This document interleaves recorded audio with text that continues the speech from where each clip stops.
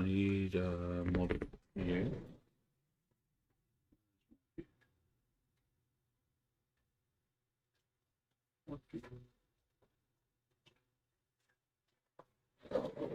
Bookmarks, mod view, mute tab.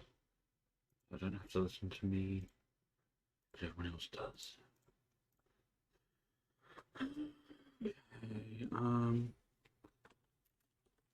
Okay, Low Energy IDRLabs Tests, because board and third. I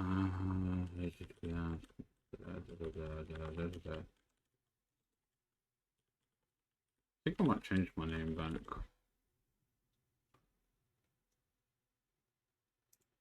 Hopefully that link has worked. It has. Hooray! Great. Good to know.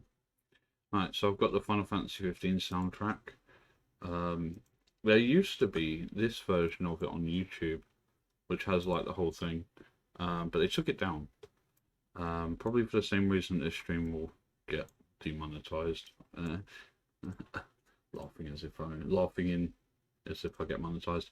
But yeah, so but I also do a lot of archiving of YouTube footage, mainly channels that have been shut down, or like just old stuff that I want to be able to find on a whim. So I've got it. So that's what I'm going to be listening to while I do this. I suppose if I swap OBS and mod view, then I can see chat better here. I need to sort out my overlay for that. Okay. I've changed the name again. Text is... Oh no, it's fine. Alright. Final Fantasy 15 soundtrack and IDRLab tests. Let's see how this goes. That seems very quiet. Oh, is my audio boosting on? No, that's weird then. That seems about right anyway. This track is called Somnus. Okay, so I'm not going to do all of them. There are going to be some that I do know. Like, I'm not doing Breaking Bad because I've never watched it. I'm probably not doing G&G. Marines, Space Marines, which Space Marine chapter? If I'm not a Blood Angel, I'll be very surprised. Okay, so the drama triangle test suggests that we all play the victim, rescuer, or persecutor in regard to human drama. Okay, I feel sad when I see people struggling. That's a good start. I think it's more that I feel sad when I see people struggling and there's fuck all I can do to help them. So, yeah. I think about others' difficulties more than my own. No. I've got my own difficulties. Sorry, I don't have the time for everyone's. I have strong opinions about the way things should be done, absolutely. I'm the guy who, on my days where I'm on God mode, like where I'm having like a good day, I'll be like, oh yeah, I could run for Prime Minister of the UK. Some people just have a knack for making poor decisions, absolutely. I take it personally when things do not go my way. That, I suppose, depends on what that means specifically. I'm not entirely sure what that means. Like, if it's my fault, then yeah, but if it's not my fault, then no. It's a lose. There's no normal answer to that question, so I'm just going to leave it in the middle. I have issues in my life that I cannot fix myself, yes. They're all financial. And, like, outside of manifesting that money is an energy that flows towards you, or, you know, all that kind of bullshit, no. Oh, yeah. I've just noticed that my overlay doesn't actually sit straight. That's a good thing to notice. Overlay. Well, 1 step down. 2 steps down. That looks better. It's always weird when I notice something like that. That was Somnus. Anyway, yeah, so my problems often seem small compared to those of others. Not really, because they're happening to me. If other people's problems are happening to them, then obviously it's purely subjective. Your ability to empathize with other people's problems depends on your ability to manage your own, from what I understand. So I'm going to go with no. I feel bad for the people who can't help themselves. Absolutely. I easily get angry. Not really. Sadly. I believe most people need to have someone stronger in their life to take care of their problems. I'd say so, yeah. I see myself as selfless, not especially. Like, I do try to be, but like, it's like going to people's streams and then like sitting there for ages. Like, I'm not one of those people who complains about ads or anything, but I also most of the time can't subscribe, so it feels a bit crap. It's weird for me to say, to put this fully in the context of being a content creator. I give as much as I can when I can. I often feel my situation is hopeless. I'm not going into that, but yes. I hate when people make up excuses for their mistakes. To be honest, when people make mistakes, I'm generally not the person who hears about them. So honestly, I don't think I could care less if people make excuses. I don't like that people make excuses, but if it's... I suppose if it is for their own mistakes, I'll tick yes. My way is the best way. Fuck no. I'm a degenerate. I get a good feeling when I help others. That depends. In what way? Generally, it's more I help people so then they stop bothering me. I'm just going to leave that in the middle. I actually look for opportunities to help people, not especially. I often feel compassion for others. Define compassion. Sympathetic pity and concern for the suffering of... Oh, fuck off. People tell me I'm too critical. Actually, people don't tell me anything. So, I find it difficult to make decisions. No, but it's mainly also because I'm stupid. I'm the kind of person who will make a decision and then full charge ahead with that. And I haven't learned from that mistake yet. Bad things seem to happen to me more than they do to others, not especially. Like, there are some benefits to living in the UK in that we don't have, you know, earthquakes and shit. So, I don't know, are we talking cataclysmic? I mean, my only real issue in life is not having money for anything. But I don't think that's like the world's biggest problem. Maybe I'll just put it here. Cycling in the rain and getting ill very often. You know what? I feel ashamed of how I behave.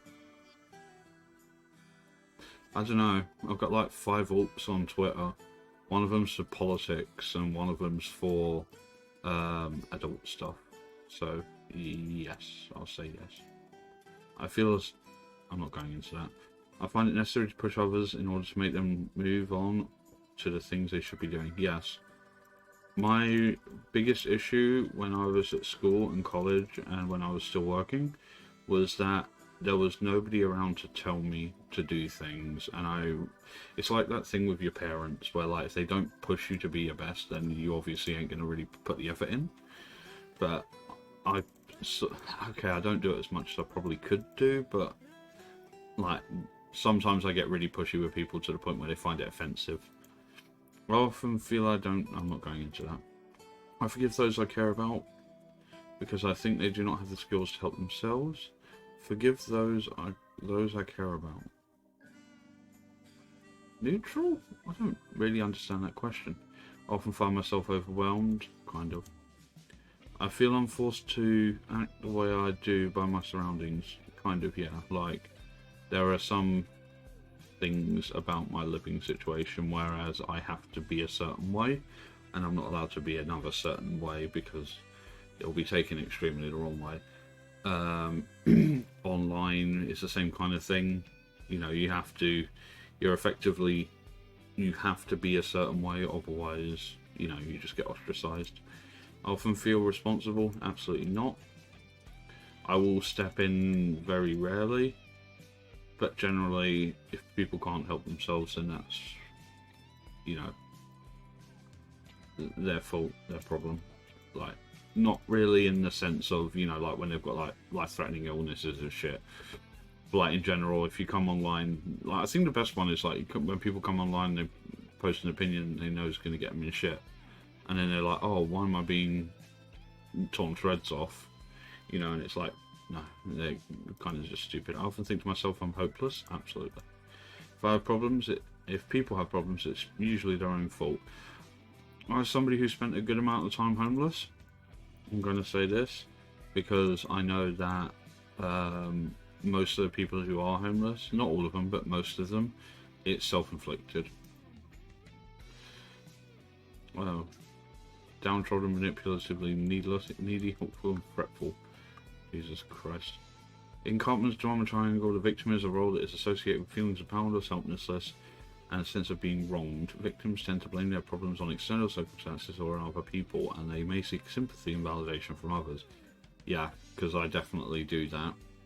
And they may feel like they have no control over their situation and may struggle to find solutions to their problems. Yeah.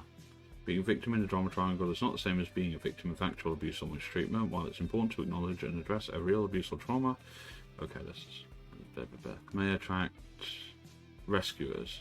I haven't done that. To enable their behaviour by offering sympathy. Like, I've got two people who I sort of talk to about stuff. One of them is a yes man who, like, just basically is trying to be positive in every situation. And the other one is somebody who not really kicks my ass, but is realistic about my expectations. And even then, the guy who's a yes man is sort of more of a... He's known me for, like, a decade, give or take now. And, like, if he knows that there's something I just cannot do, he will he will bring that up. Especially on my God days. Okay, so there's that. Parents test. Based on research from Washington University in St. Louis, the parental influence test will determine how your parents affected you. Brilliant. Yeah. My parents have often paid... Are creative people... No. Are fond of going out. I don't know. Not really. Like trying new and unfamiliar things, no. Often life at a party. I'll preoccupy with feeling... Okay, this is not a good one. This is very personal. Struggle with mood swings. Strive hard to achieve excellence. Are self-conscious and easily embarrassed. Are often tense, jittery, or nervous. Donate to charity. Rarely attend concerts. Follow schedules. I mean, when they're at work, just trust other people, not especially, or messy around the house, yes. Nope. Yep. Definitely. Avoid or dislike people whose lifestyles are different, not really. Very active throughout the day. Your parents will influence you towards arguing. I did get low grades at school. That's true. The thing is academically, I'm fucking brilliant. I'm just shit at taking tests. Not taking good care of your health. Well, that's the espresso depresso. Dun, dun, dun. Okay, relationship test. Based on the work of Dr. Martin Travers, this test will measure your perception of the basis of your relationship in 6 minutes or less. Brilliant. Love or loneliness test. Alright. I constantly try to meet my partner's expectations to the extent that I neglect my own needs. I don't have a relationship, so no. I was in desperate need of a partner just before my... Okay, this is not going to work. I think that one's more specific for people who are in relationships. Marine test. Here we go. Blood Angels time. I'm highly competitive and enjoy pushing myself to be the best. I kind of enjoy it, but I do try to be far above my station. Like, my shout-out command was ripped from a channel, like, was effectively, what was I say it is? It's not like it was copy-pasted, but it was influenced by a much larger channel. And, like, obviously I'm not that, like, oh shit, we're nearly at 150. But yeah, like, I'm sort of copying patterns of bigger streamers, which I probably shouldn't be doing. I have a strong sense of duty and responsibility toward those I care about. I mean, I do their washing up and I make sure they don't become homeless, so yeah. I'm highly adaptable and able to thrive under any conditions, on my good days. I'm highly creative and enjoy expressing myself through art, music, or other forms of creativity, yes. I created my overlays, I created my own emote. I'm pretty good when it comes to that kind of thing. I'm willing to do whatever it takes to achieve my goals, even if it means bending the rules. I don't really bend the rules that much, but the ends justify the means. I'm willing to take extreme measures to achieve my goals. Not really. I don't know what extreme measures there are outside of like robbing a bank to be able to afford a computer that can do shit. I'm willing to endure physical discomfort and pain in order to achieve my goals. I mean, I already experience physical discomfort and pain, so if I get some goals out of it, great. It's like that thing where it's like, would you rather have a would you rather be like not in a relationship forever, or have £1 million? And it's like, well, I'm already single, so just give me the fucking money, I'll be fine. I mean, also, if you have £1 million, then you find a relationship pretty fucking quickly. Let's be serious. I'm comfortable keeping secrets and working in the shadows. Absolutely. I believe that loyalty and honor are the most important. I can't remember what the other one is, but loyalty and telling him. Let me bring it over here because I don't know what's going to be on. Hold on. Whoops. Hold on. It'll be here somewhere. There's one where somebody asked, like, what are the most important qualities in a person? Honesty.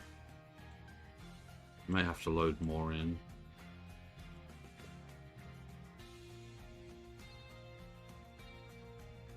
I should set up a thing where I just like get loads of people to ask me questions on telling him. Honesty.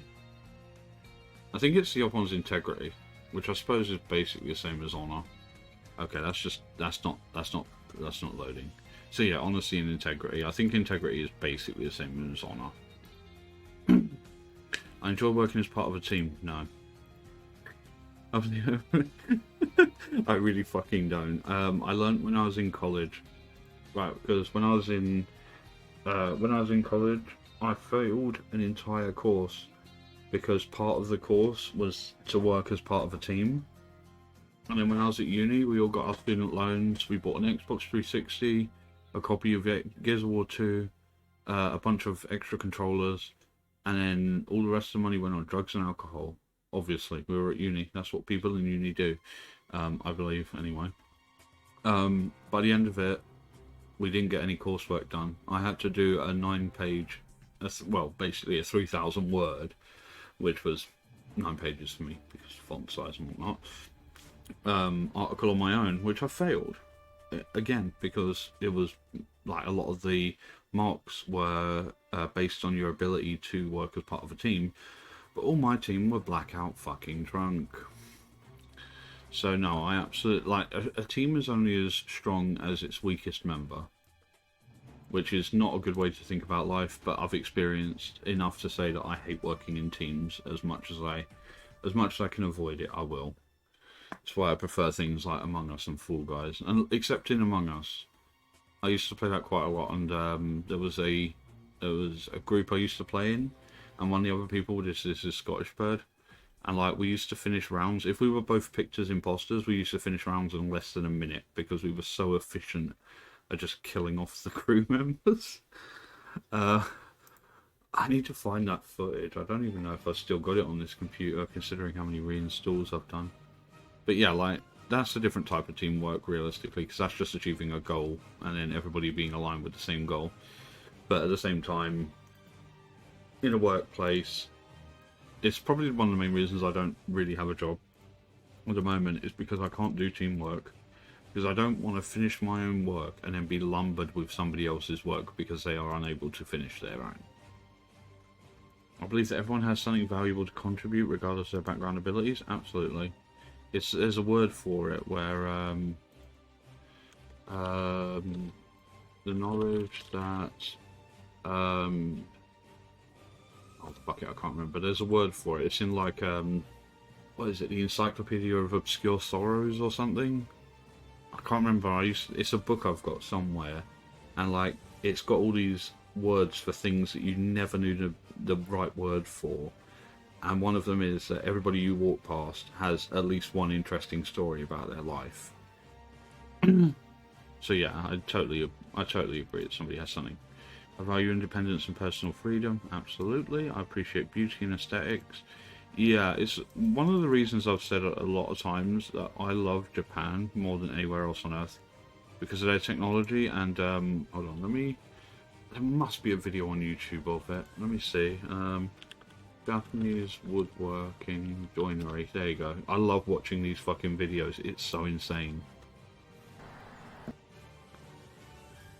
Like, these are machined in a specific way. Like, there's hundreds of clips on this on like Twitter or something. But like the way that they do stuff is just insane compared to everywhere else. I mean, other places probably do it, but the Japanese have a real sense of like legitimate aesthetic beauty. Whereas a lot of other places focus too much on modernity and stuff. Like horrible shaped buildings and crap.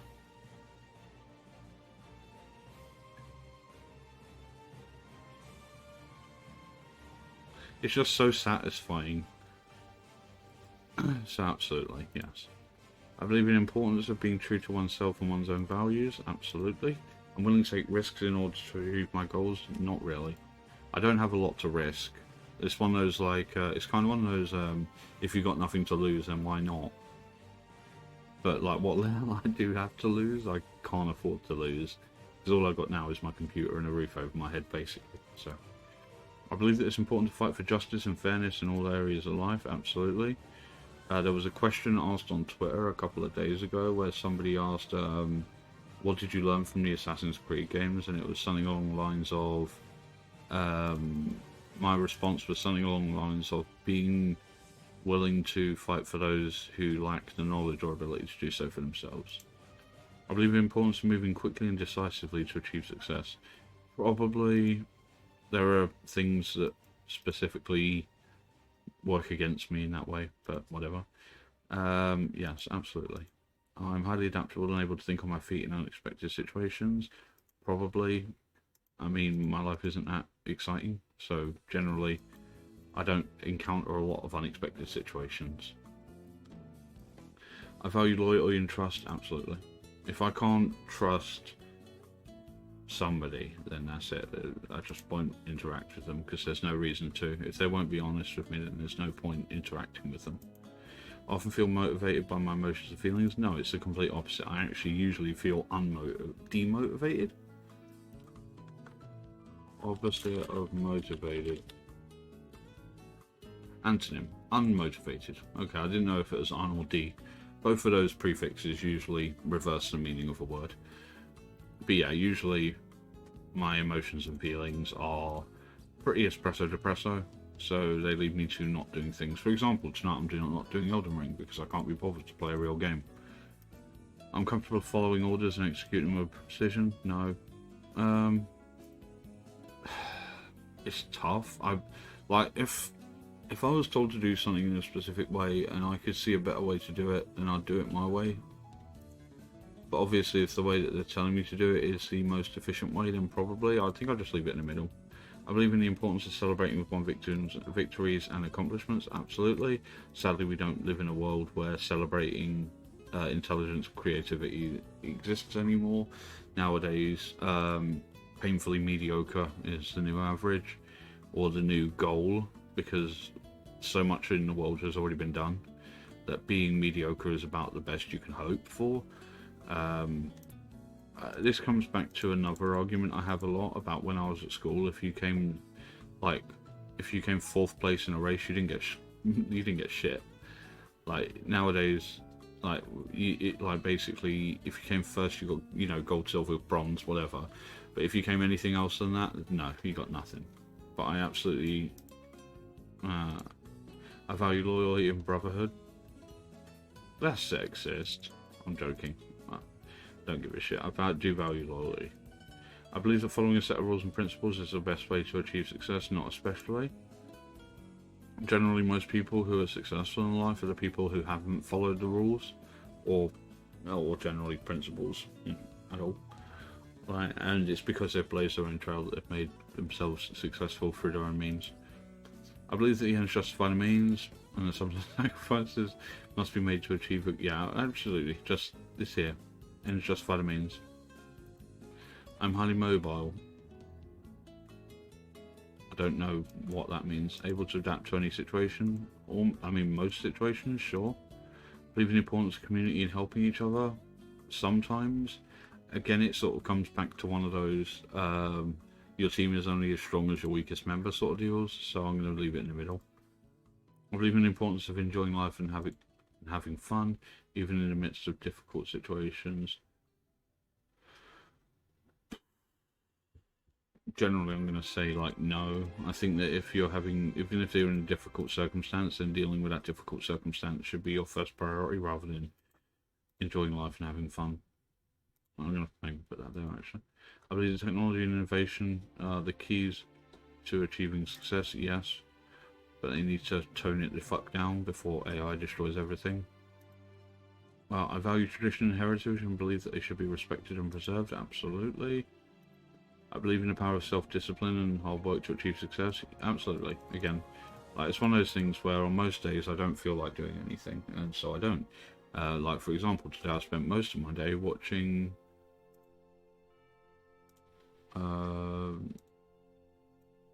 Umperville memes, just watching TikToks. That's literally all I did today because I wasn't feeling like doing anything. But yeah, like on the days where I'm having, I think I'm just going to put this here, but like on the days where I'm having good days, it's like, whoosh. I'm highly empathetic and attuned to the emotions of others. In person, yes. Online, no. I believe that it's important to challenge authority and question status quo. Sometimes. Usually. Fuck it, yeah. I'm highly disciplined. I'm willing to sacrifice short-term gains for long-term success. I have no short-term gains, so... I'm highly perceptive, yeah. Yeah, one of these two. I mean, I can tell when somebody's being sarcastic. Although at the same time, sometimes like somebody will post something with words I don't understand, like modern terms and shit, and I'll be like, well, I don't know if that's a compliment or an insult, so maybe it's just in the middle. I prefer to work alone. I'm comfortable operating in a stealthy and secretive manner. Sure, why not? I believe that strength and power are the most important qualities a person can, yeah, like individual, like, what's it, like, internal strength is useful, and having, like, power, like, I think these both come down to, like, personal bodily autonomy. I'm highly adaptable and able to thrive in any environment. Not really. Like, the job interview I'm currently working for my way through, like, I'm on, like, stage 3, which means I'm somehow personable to actually get to the 3rd stage of interviews for this fucking bank. Like, during their presentation, they had pictures of their office, and, like, all these, like, first of all, they were like, oh yeah, we're like a family, and it's like, please fuck off. Like, you're not like a family. And if you are, like, this is a bank, by the way, right? This is, like, the job application is for cybersecurity in a bank. Right, now that really pissed me off is that they have beanbag chairs in their office and an open plan kitchen. Beanbag chairs in a fucking bank. It's like, how am I supposed to take you seriously if you don't take you seriously? I mean, I'm good at it, but like, like, if I'm working in a certain environment, then I want that environment to be what it's advertised as. When I worked retail, you go in, you put on your Asda jacket, you know, and you wear your Asda jacket while you're working. It's the uniform. You wear that while you do your thing while you're on shift, and you don't really take it unless like, and you don't take it off until the shift is over.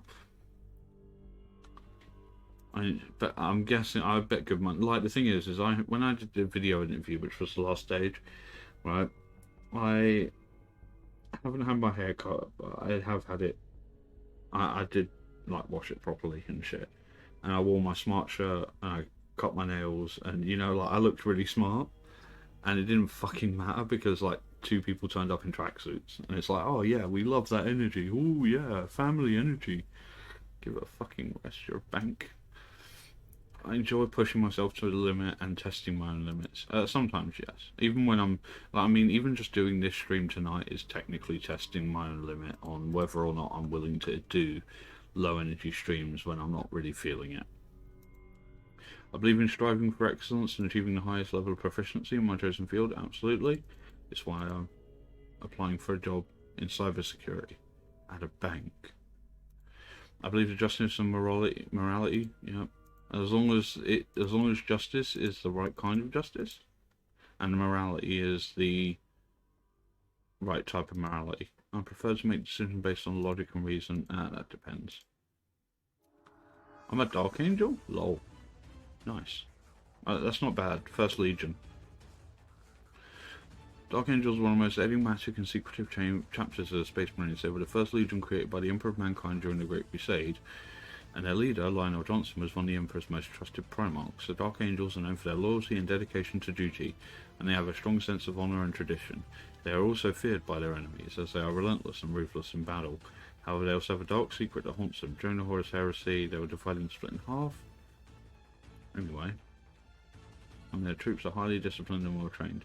I do like the Dark Angels. There's one specific model that I don't think they've actually remade. Aside for the Fallen Dark Angel. I love the idea of this character. So cool, but like there is one model of him, I believe, and it doesn't look good. Like, how cool is that? And then like when you see the model, it's actually trash. Where's the actual model? Like, fan art of it is dope. He's also carrying the Lion Sword, which is Lionel Johnson's sword that got broken. And like, fuck knows what his plans are, but it's cool as shit. Where's the model? There, that's what the model looks like. It doesn't look good, but whatever, I'll take it. Dark Angels actually isn't that bad. So I'm not a Blood Angel. Marine Chaos Space Marines test. Okay, this is going to be awkward. Because I mean, I know about as much as the next guy about Warhammer 40k. Well, I know up to 6th edition. Up till about 6th edition, I know all the rules off the top of my head. But I haven't read my codexes in a long time. I've got, like, I think, well, how many would it be? Because it's not like just from one generation, it's like 20. I've got 20 codexes over the history of Warhammer 40k and about 100 issues of White Dwarf. And they all reside in what I call Schrodinger's box. Because if you lift it by one side, the box is really light. But if you lift it by the other, it's almost impossible to lift it. So I'm willing to adapt and change my allegiances as needed. I mean, I know who I'm probably going to be. It's like Alpha Legion, isn't it? Like, if Dark Angels is my Space Marine side, then Alpha Legion is my Chaos Space Marine side. Easy. Probably, like, generally, I take a pretty hardline stance on who I offer my loyalty to. So, I guess maybe, but like something like that. Believing in pursuit of perfection and unique self-expression. I don't like that because that's putting me in the camp of the Emperor's children, who are weird. But yeah, like, basically it's like my overlay. Like, even, like, not even like 20 minutes ago, where I found that there's like a white line at the bottom of it because it's capturing the bottom of my screen. I was like, I've got to move that. With my shout out command, which I'll quickly run, I always use AC because it fits. It works the best. Hold on. But like, having that, it took me hours to get that to work properly. And now it's moved out of Edge as well. What is he playing there? That kind of looks... I was going to say it looks like Warframe, but it's probably more likely Mass Effect. Shout out video. Unlocks the shout out video. Why can't I move it? Fuck it, I'll work it out later. But yeah, if I'm going to do something, then I want it to be as good as it can be. Probably about right. I have a dark and twisted sense of humour. Yes. I'm willing to use religious fervour and zealotry to achieve my aims. That is a word bearer's trait. But also, no, I don't believe in religion. I prefer taking direct and aggressive action in confrontations. Not unless it's the last resort. I'm driven by a desire for revenge against those who have wronged me. No comment on that yet. I'm drawn to deception and manipulation as a means to an end. No, I don't lie to people. I've had several on my telonym, like people asking, oh, you know, would you ever lie about this, that, and the other? And it's like, I don't lie to people. I'm already behind an avatar online where under a foot, like, I'm basically under two levels of docs, right? So even if somebody found the name that I used to set up Twitter with, it wouldn't matter because it's not even, that isn't even my real name. That doesn't matter. I believe in spreading my beliefs to others and converting them. What beliefs do I have that I would want people to subscribe to? I don't know. Professionality in streaming? I don't know, I think most people strive, at least I hope most people strive for that. I was heavily influenced by Total Biscuit, who was like very, very sort of straightforward and professional in the way that he did his streams. Like, while I swear a lot more than he does. I don't know, I'd probably leave that in the middle because I don't think I have any beliefs strong enough that I sort of try pushing on anyone for any reason. I'm drawn to violence and chaos. I mean, I love watching it. I love watching wrestling, and I love watching movies that have some violence in it, I suppose. Chaos, absolutely. I always believe that in order for the world to be reset to a point where everything's quote unquote normal, we have to have a period of massive chaos first.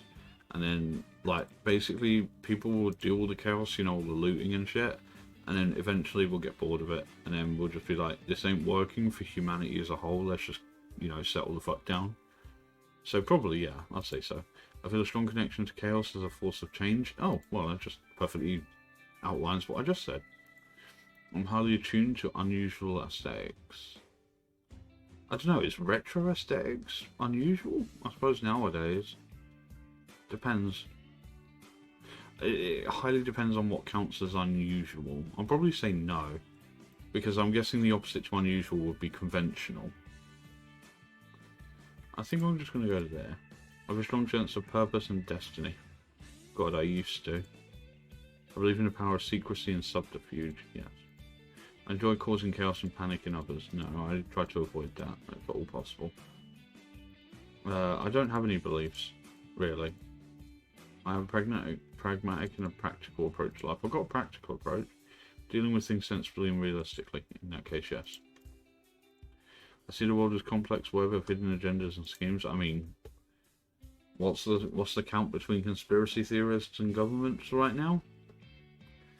I think the conspiracy theorists are winning. I'm drawn to hedonistic and extravagant experiences. I'll have to look this up as well. Engaged in the pursuit of pleasure, sensually self-indulgent.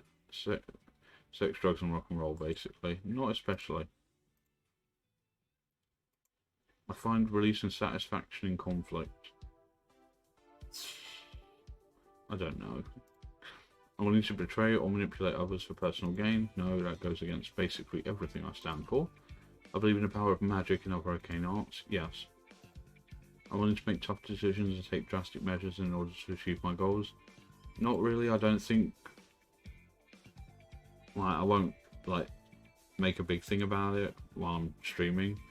But I don't think my goals, even as a streamer, are going to be achieved. So I don't really put a lot of effort into them. I'm drawn to the pursuit of knowledge and understanding. I'm drawn to fear and terror as tools of control. Fuck no. I find meaning and fulfillment in serving a higher power. No, that's why I'm not religious. I welcome the opportunity to have various technical or cybernetic implementations.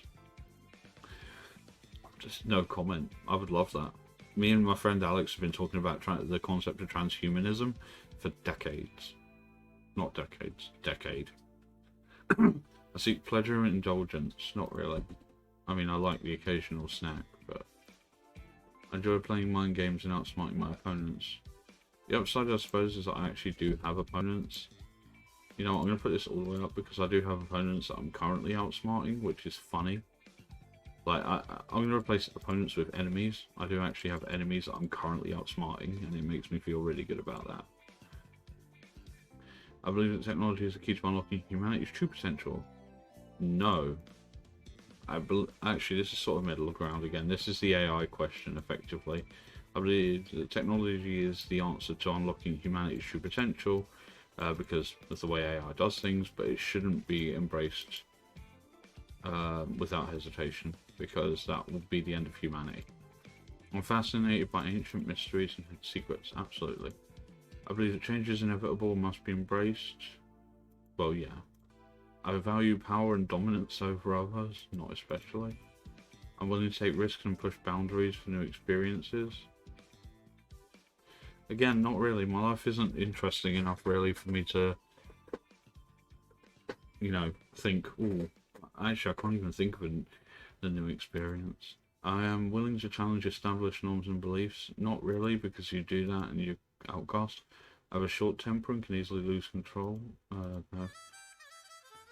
Psychological warfare. What counts as psychological warfare? Planned use of propaganda and other psychological operations. Oh, in that case, yeah, pretty much.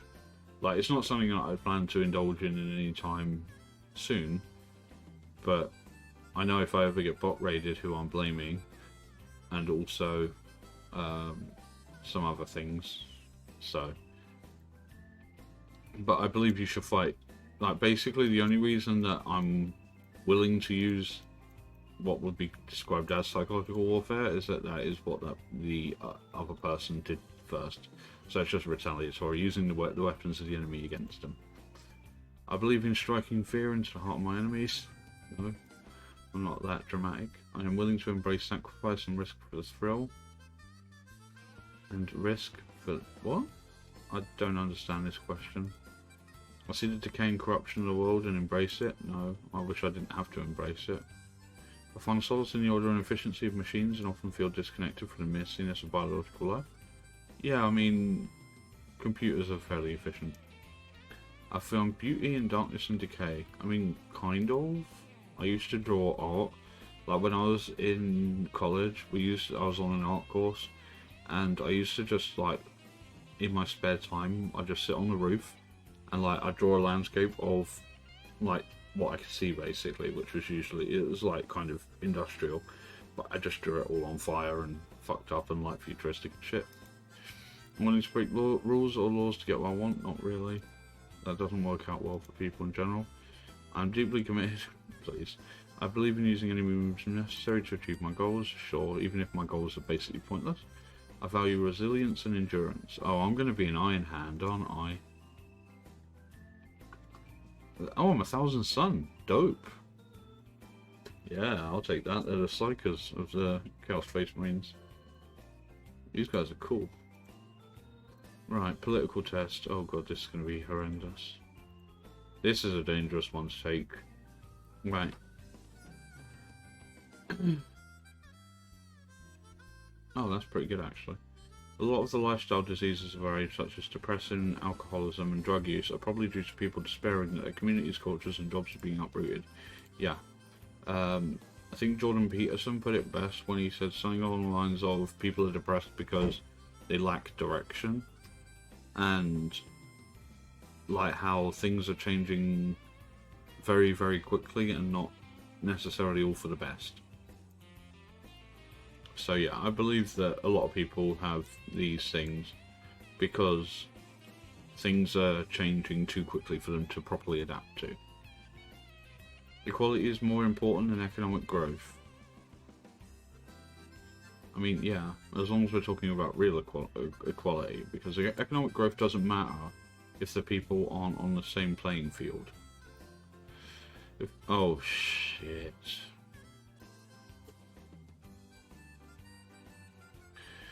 If an immigrant wants to fly the flag of his home country on my country's soil, that's okay with me. I'm leaving that in the middle. I'm not answering that question because I don't know the right way to word my response to that. There is at heart a conflict between the interests of business and the interests of society. Of course there is. The interest of business is money. The interest of society is to grow as, you know, like humanity, basically. Free trade is better for third world countries and developmental aid. What is free trade?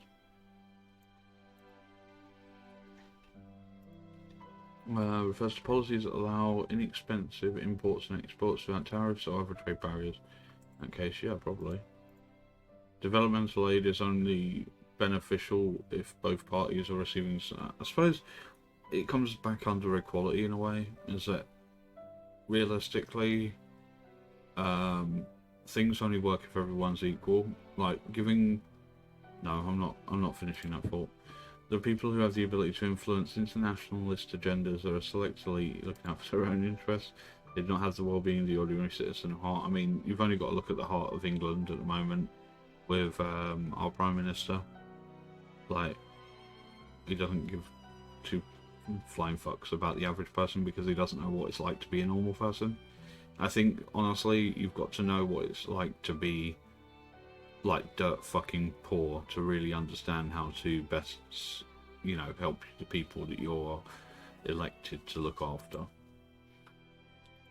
Problems like climate change, poverty and terrorism require global solutions that transcend national borders, absolutely. And I'm surprised they haven't been done yet, except that a lot of internationalist agendas make a lot of money out of climate change, poverty and terrorism, including that allow them to fly around the world in their private jets multiple times a week. Some people and religions are generally more trouble than others. For fuck's sakes. I'm leaving that in the middle. I'm going to say yes. I don't fucking know. I'm going to put it there. Diseases and pandemics spread more easily than they should because those in power are committed to have people move freely across borders. Yeah, I mean, when the UK was experiencing the first wave of COVID, what was the country? I think it was one of the Scandinavian countries. They closed their borders day one, and so did Australia, I believe. They closed their borders, they locked down, and COVID was eliminated very, very quickly. Whereas in the UK, we didn't close borders. We've never actually closed our borders. We had international travel through planes and trains, because obviously we've got the Euro.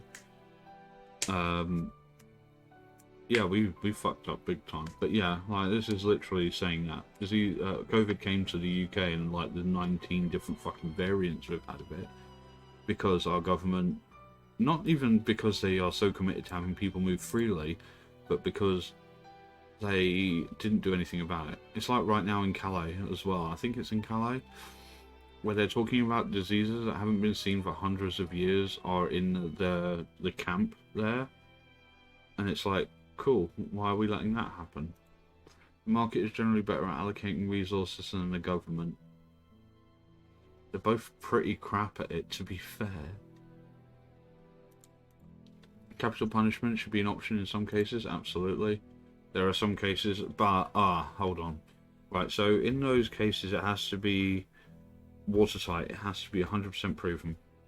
Because there are people who get accused of murder and stuff like that, and, you know, and it ruins their entire life because they don't have the, you know, even if they're proven innocent, there's still always going to be that question in people's head. And like pulling the trigger on somebody who is not 100% definitely the person who did it is extremely dangerous practice. So I'm going to actually put no. Because this is like allowing capital punishment is the kind of thing that allows for the abuse of capital punishment. You know, I mean, think about it nowadays. We like one of the biggest things is like effectively wrongthink. You know, if you talk about the wrong political topics or you talk about them in a way that's derogatory towards the people who are enabling those, then, you know, if capital punishment was there, then, you know, you could say, well, it's so bad that it's caused X amount of damage to a person's livelihood, etc., etc., so forth. We should just kill them. You know, but like it's right now in the British government. Dominic Raab was evicted from number 10. Basically, he was removed from Parliament or some shit like that because apparently he was bullying other members of Parliament. And it's like, okay, bullying is subjective. Tell us exactly what he did, and then, you know, we can decide whether it's bullying or not. Like, I mean, if he was like lifting people up by their legs and putting their head in the toilet and flushing it, sure, that's bullying. But saying he disagreed with some policies that the government was making could be called bullying because, let's be fair, the people in power can say whatever they want and nobody can really argue against them. Well, the people fucking good luck passing this 6-question test if you want gay. Lol.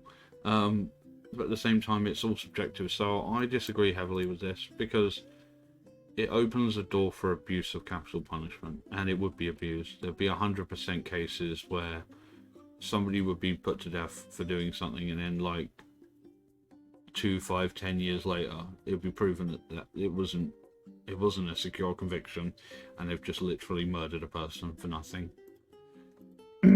That's my only argument against it, is that yes, I do agree that an eye for an eye, a tooth for a tooth, whatever, but at the same time, we are living in a time where the people who we should be able to trust with our safety are not the trustworthy people, necessarily.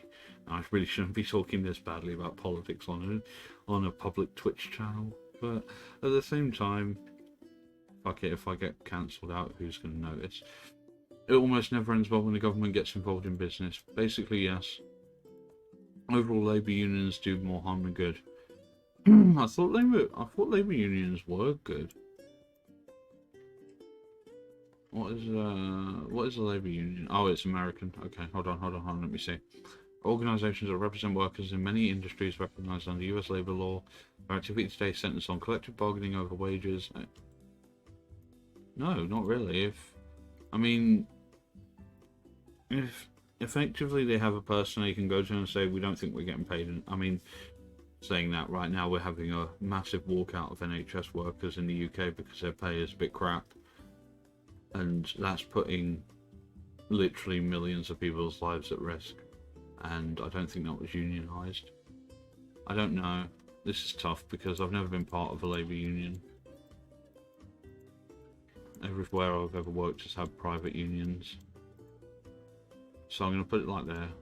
Global cultural harmonisation raises unique characteristics of different cultures and societies, leaving ordinary people despondent, disenfranchised and depressed. Yeah, basically. If you don't have any unique character traits, then of course you're either gonna have to join a unique group, or you're going to have to quote unquote unique, because whatever.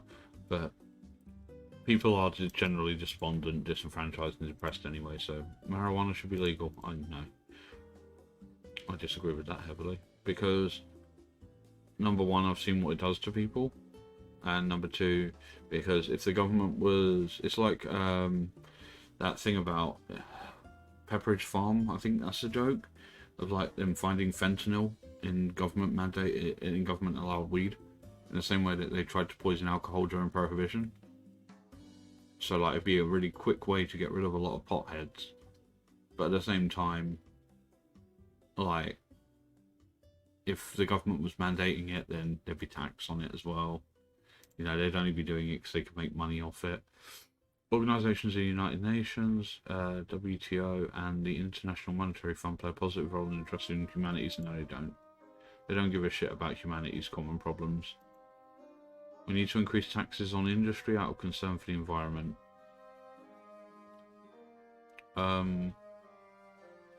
Yeah, probably. I'm supposing this is probably talking mostly about like manufacturing and stuff like that releases a lot of CO2 into the environment. So I'm just going to put that as a safe middle ground, yes. Immigration to my country should be minimised and strictly controlled, yes. I'm only saying this because I live in the UK, right? We are a small island nation in the middle of the ocean, not even part of Europe anymore, right? Which means we shouldn't really have to deal with it anyway.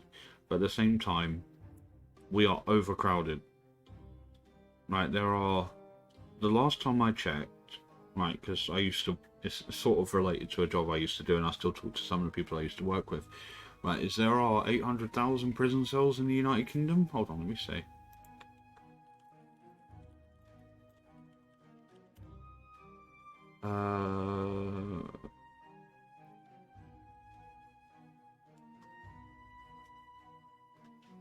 There were 82,000. Hold on, no.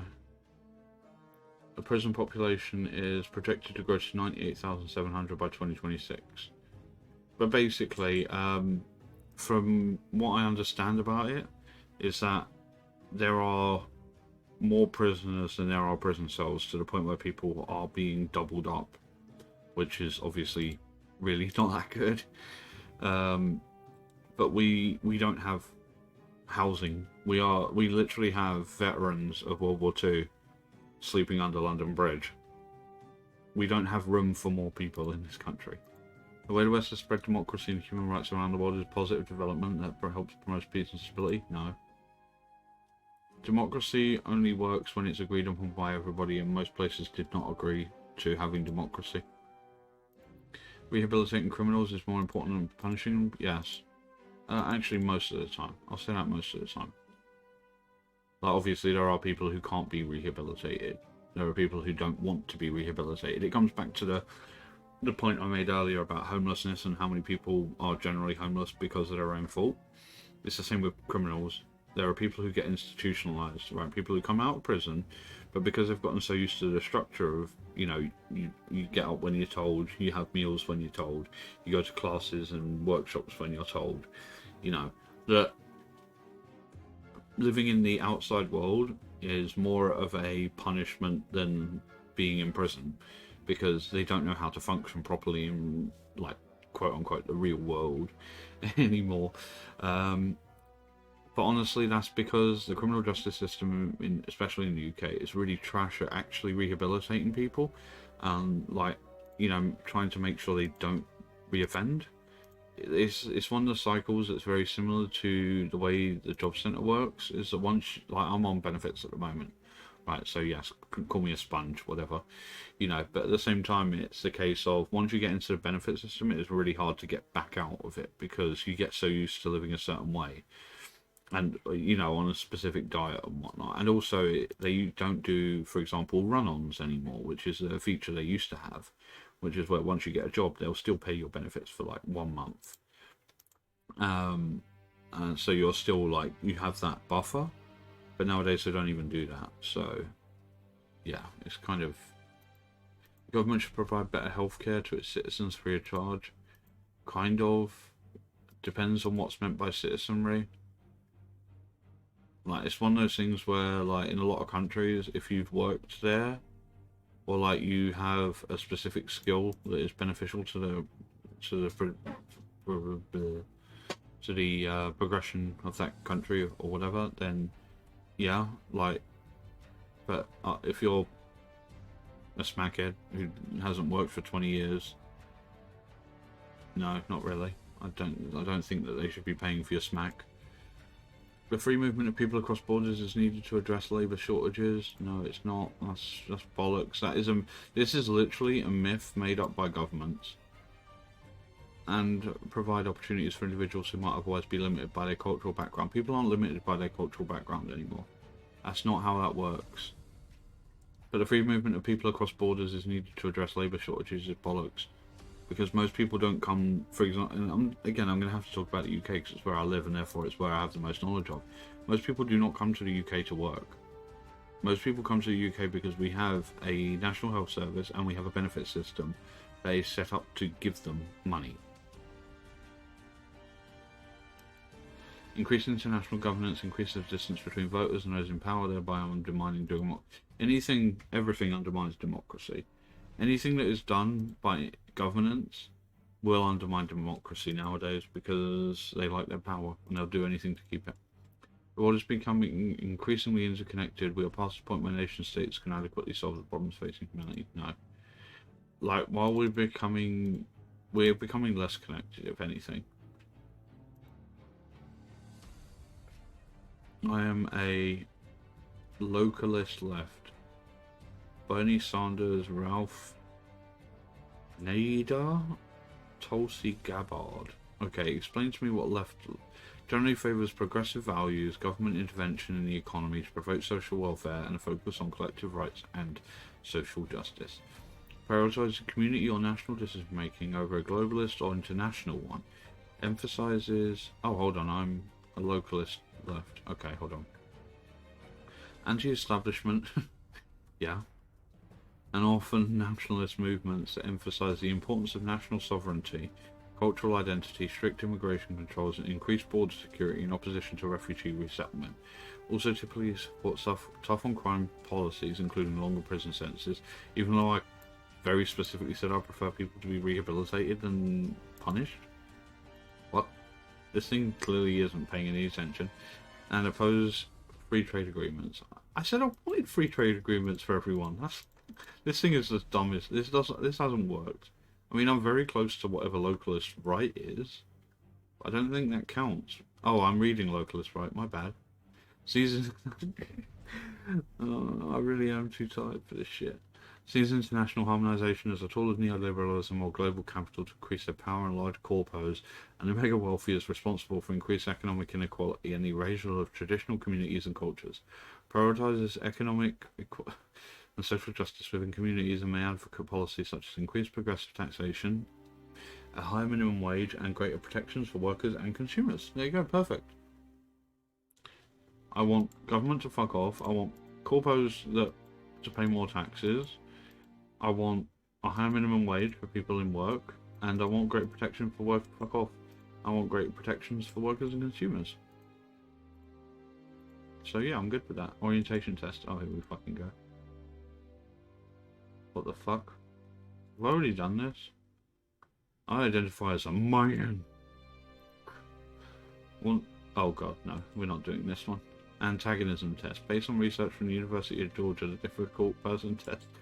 Oh, I'm hard to get along with. I already fucking know this. I usually don't help others unless there's something else in it for me.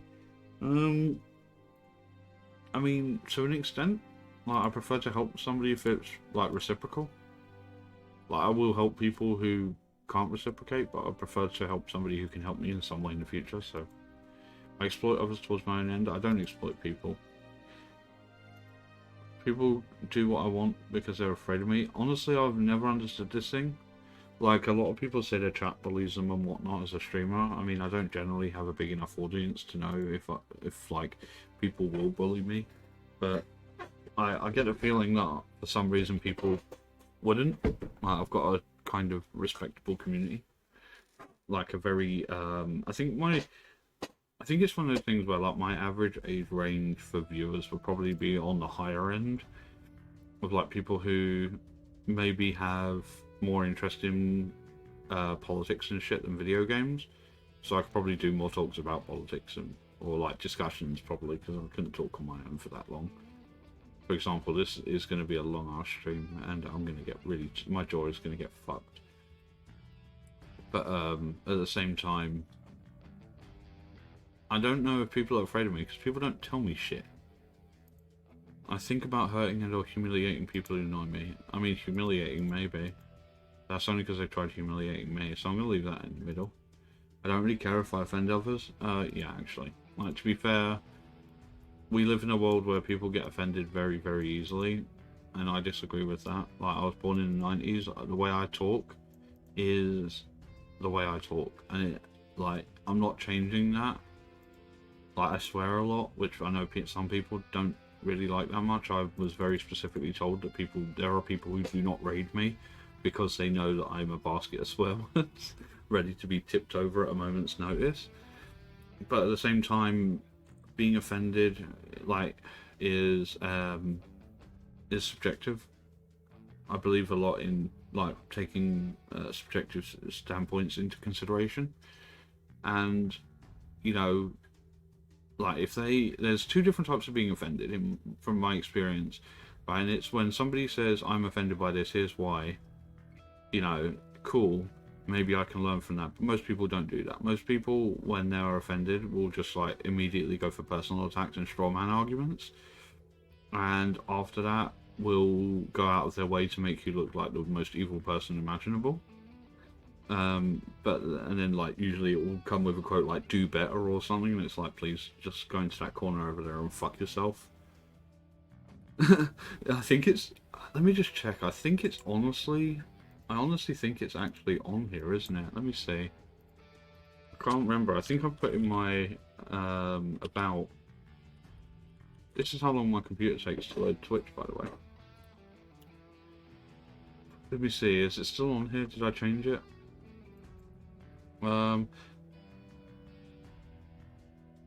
Yeah, there you go.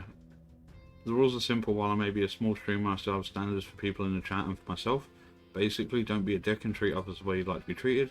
Any mention of politics will get you banned. Any tone policing in my own stream will get you a ban. Any harassment of any kind against me or any other member of the audience will get you a ban. This is not a bastion of free speech. This is a black hole on the internet where I pretend to be good at being entertaining. Basically, if people want to come in to be offended, then fine. If they make that my problem or anybody else in my community's problem, then yeah, they're gonna have a real problem, because you know they're making it my problem, and I don't like that. I like a relatively simple, easy to get through life as much as possible. Most people are lazy and don't work hard unless they have to. I mean, I'm lazy, but I don't think that most people are. I don't know, maybe most people are. Maybe. I'm just going to put that there because I think there's been a lot of, especially in the last, like, couple of years, I don't even think it really counts as being lazy. Because obviously a lot of people lost a lot of motivation to do a lot of things because of COVID, but also a lot of people blame COVID for a lot of things. So I'm just going to leave it in the middle because, honestly, my sample size would not be big enough to test that. I get angry when something blocks my plans. Yes, this is why I'm usually angry at myself, because the things that block my plans are my brain. I enjoy coming out on top after humiliating others. I mean, if I was purely hypothetical, if I was out to humiliate somebody, then yeah, I'll probably feel pretty good if I came out on top. But at the same time, I haven't done that, and I don't really have any real plans to do that, so I sometimes get insane, please. The most dangerous thing to get for me is when I'm cycling, and like, I sometimes cycle one-handed, or like no-handed, or I'll sometimes be changing my music. Where I cross the road is a fairly dangerous place, because it's a double fucking blind. That's pretty dangerous, because I could be knocked off my bike and basically die at any moment. I've been clipped. My back wheel got clipped by a FedEx van that went over a red light. That's pretty dangerous, but that wasn't my fault. It buckled the wheel. I had to pay like £40 to get my back wheel, and I couldn't afford that shit. Other people's emotions are... Oh, fuck. Sorry. I often hesitate to confide in others. Yes, I don't really... There's like 3 people total I trust on the internet. I say that not specifically, that's not the right way to word exactly what I mean there. Is that there are... So I've got 2 friends in real life and 2 friends, like 2 really good friends on the internet, right? And that's about as much as I can handle realistically. When it comes to why the 2 people I consider my friends on the, like, really good friends on the internet are considered that way, is because they know things about me that people in real life don't know about me. And they've known me for less than a year, whereas there are people in real life who've known me for more than a decade who don't know these things. And it's only because of the anonymity that I've got on the internet that I'm able to confide those specific things. That, yeah, I couldn't probably confide in real life because I'd be seen as a bit of a nutter. Which obviously I am, because I'm doing IDRL labs on my stream rather than playing a video game and actually being entertaining. Which, you know, would probably get me some viewers. But yeah, in general, I don't confide in others. Like, if it's, I mean, in general, like, I don't mind talking about general stuff, but when it comes to, like, things that I wouldn't tell to people in real life, there's, like, very, very, very, very, very few people that I would give that to. I keep track of sensitive information. I mean, I do that by accident, that's not even my fault. People tell me I'm out of control. No, but because people don't tell me shit. But I assume people think I am. Because I can't remember what the post I put up was, but I'm pretty sure people just assume I'm some kind of loose cannon. Like, they don't know what I'm going to do next, which is fun. I only obey those laws and rules that seem sensible to me. No, unfortunately, I have to obey all the laws and rules. Sadly. I would if I even thought I could get away with them. I would. I like telling people what to do. I mean, Not really, because I don't generally like talking to people as a rule. But overall, like, if somebody comes to me for advice and I'm in a position, like, it's the kind of advice that I'm in a position to give them, and then they don't listen to me, it pisses me off. So I'm going to put it there. I'm on my romantic partner. I don't have one of those. Oh, hold on. Yes. I'm on it with my... I don't have a romantic partner, but actually not really. There's only one person I'm entirely suspicious of, maybe two, like, for disloyalty, and there are very good reasons for me to worry about people being disloyal. Others should pay special. Fuck off. I mean, oh yes, I'm a very special snowflake. Fuck off. Others have told me I'm a hothead. Nope, people don't tell me shit. I get pretty angry when others disagree with me. Not really. I don't care if people disagree with me, if their reasoning is good enough. Like, there are three answers when somebody disagrees, like, when you provide somebody with a viewpoint, they either disagree with you, or they violently disagree with you, or they disagree with you. And on two disagrees with you, they violently disagree with you, or they just, like, straight up ignore you afterwards. So, it's problem solved. You know, I feel like I'm more please. I often find myself saying and doing things without stopping to think. Yeah, I'm kind of impulsive. I'm someone who just says, fuck off. I get angry more frequently than most people I know. I mean, not especially. Like, I don't know. Generally speaking, I am a superior person. Great, yeah, that would look really good. A white person saying I'm a superior person. That would look fucking great. I'll be branded a fucking Nazi immediately. I've been often described as cold as uncaring. Yes, actually. But that's only because I am the vinegar instead of honey kind of person. If somebody comes to me with a question, I won't take into consideration what they want to hear. I'll tell them what they need to hear, because I don't think enough people do that. And it's also one of those things that I didn't have growing up, and I wish that I'd had that, because it helps. Like, even if people are offended in the moment, like, the more often than not, I've had people come back to me and say, that really helped, thank you for, you know, sort of putting a boot up me, because most people just won't do it. You know, like, I'm the kind of person who, because of the anonymity I get from being on the internet, I don't care really if people get offended by what I say, but at the same time, I don't go out of my way to be offensive. Like, so if I say something to somebody and they take it offensively in a moment, then yeah, that's their fucking problem. But if they come back to it, like, usually, more often than not, they will come back and say, you know, a dozen other people said what I wanted to hear, you told me what I needed to hear. It's happened a lot. People purposefully do and say things that upset me. I mean, only one person, maybe two. People who don't do as I say need to be criticised. I don't criticise them, but I have gone over this, so I'm leaving that in the middle. I hold grudges, 100%. I'm British. Rule number one of being British. Well, it's not really rule number one. Rule number one is probably bangers and mash or something. Rule number two is beans on toast, and I don't eat beans and I don't eat mash. So I use insincere flattery to get my way. No. I use putting a boot up someone to get my way. I love that phrase so much. I don't know where that came from. I think I just made that up on the spot and it sounded good, so I just kept using it now. Avoid direct conflict with people who might be useful to me. I mean, I just avoid direct conflict with people in general. Like, usually, like, there'll be at least half a dozen things I see on Twitter that I just have to go, I'm not commenting on that, because if I do, it'll start an argument. I mean, in general, I don't know how people could be useful to me in the future, so others consider my lifestyle. Fuck off. I lived a life of a fiend and a degenerate. I sleep in as much as I can because, like, a long time ago, when I first lost my job, I was considering writing an actual book about, like, basically how to live your life now that you're unemployed. And I got a good way through that. I'm honestly still partially considering finishing it, and maybe I'll probably never get published, but I think you can get ebooks published easy enough nowadays.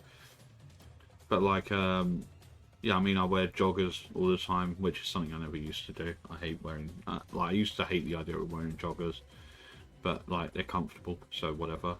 You know, I sleep when I want, I eat when I want. But also there's the freedom that if somebody's needs you, like the drop of a hat, then I'm there for them because I can be. You know, like it wouldn't be, oh, sorry, I'm at work, I can't. You know, but yeah, my lifestyle is boring and shitty. This streaming is about as exciting as it gets. I feel suspicion of people even after they've actually loyally towards me. That entirely depends on the way they talk to me. Some people will say things like, oh yeah, you can trust me, and it's like, that's really specific thing to say. You know, like people don't generally say that because that's sort of weird thing for, you know, like that sort of meme of what a weird thing to say. But no, like sometimes people will, like, it's like that thing earlier where it was like I'm hypersensitive to people, like to social cues and shit, while basically being socially retarded. But at the same time, it's like there are things people say that make me think, why the fuck would you say that? Like, what context has that got in this conversation? You know, like that sort of thing. It sort of makes it puts it in my head that there's a reason for them to have made that specific denial. So I think probably I look down on people who unwisely share their secrets. Absolutely. I think that everybody should have secrets, and sharing them around freely is not a good idea. Because the thing is it's the kind of thing that gives people ammunition against you if you ever fall out. Like the two people online who I basically trust with my biggest secrets because of the anonymity I've got online, if either of them were ever to post to Twitter, like, everything they know about me, like, it's not like I'd be socially fucked. I'd probably be more socially acceptable if they did. But at the same time, it's the case of, because it would explain a lot of my eccentricities easily. But at the same time, I would be extraordinarily pissed off that they did that because it's a breach of trust. People sometimes bother me by just being around me. In general, yes, I don't like being around people, and like IRL, because it gives me sensory overload. Me and my friend went to the cinema. When was it? It kind of been 1-2 months ago, maybe. We went to see the Super Gohan, the new Dragon Ball movie. And I nearly passed out in the foyer because there were so many people, and in general, I can actually understand up to 5 conversations that are happening around me at the same time. And that's really bad because I'm processing 5 different conversations, both sides, and it fucks me up really badly. And if they've got, you know, if they've also got BO, they're wearing bright colours, you know, all these things, there's just sort of everything piles on, so I hate being in gatherings of people. Oh, apparently I'm not that bad. I'm 45%, so that's like less than half. I'll take that. I think in general, like, while there's not a lot of context involved in this, I think that if somebody were to, like, if a real person were to be on the other end of this test, they'd probably have marked me lower because of my reasoning. I've got no grandiosity. Oh, that's so depressing. 0 grandiosity. The SM style test. 105 question will allow you to obtain your scores on all 15 personality styles. Personality styles represent a dynamic and more fluid aspect. Okay. My thoughts have a tendency to run in certain strange loops, and I dwell on weird themes, and I wish I could get rid of this. Absolutely. Often people resent the way I boss them around. Technically, yes. Although I'm afraid of getting close to others, I wish I had more friends than I do. Yes.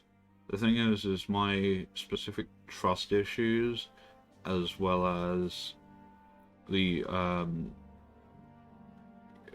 getting overloaded by social interactions. Basically, I am quick to action on whim, thinking little about negative consequences. I mean, I'm streaming right now. I could probably be asleep or, you know, resting instead of being awake and streaming. I make more jokes and puns than others when I'm talking. It seems to come all by itself. Yeah, I mean, I do that a lot earlier on. I wear more colourful. Fuck off. I mean, the most colourful thing that I actually own is a t-shirt that has my old channel logo on it. Actually, I wonder if I've still got... Let me see. There's a chance I still have... is it in content creation? Probably won't be, because it's old channel stuff. Please tell me it's just easy to... I mean, if it was easy to find, then my life would be simpler. Library is channel stuff old. I've got a folder here called channel stuff old, and the Explorer has stopped working. Please start responding. No, there you go. That's my old channel. I've got this printed on the t-shirt that I'm currently wearing, by the way, and that's probably about as colourful as I get. I'm honestly considering reviving that brand as well, because it was I found a lot of shizus. There's only like 2 other Iliastas. I'm surprised. Please. People often underestimate me or ignore me. There seems to be no fairness in people who make it to the top.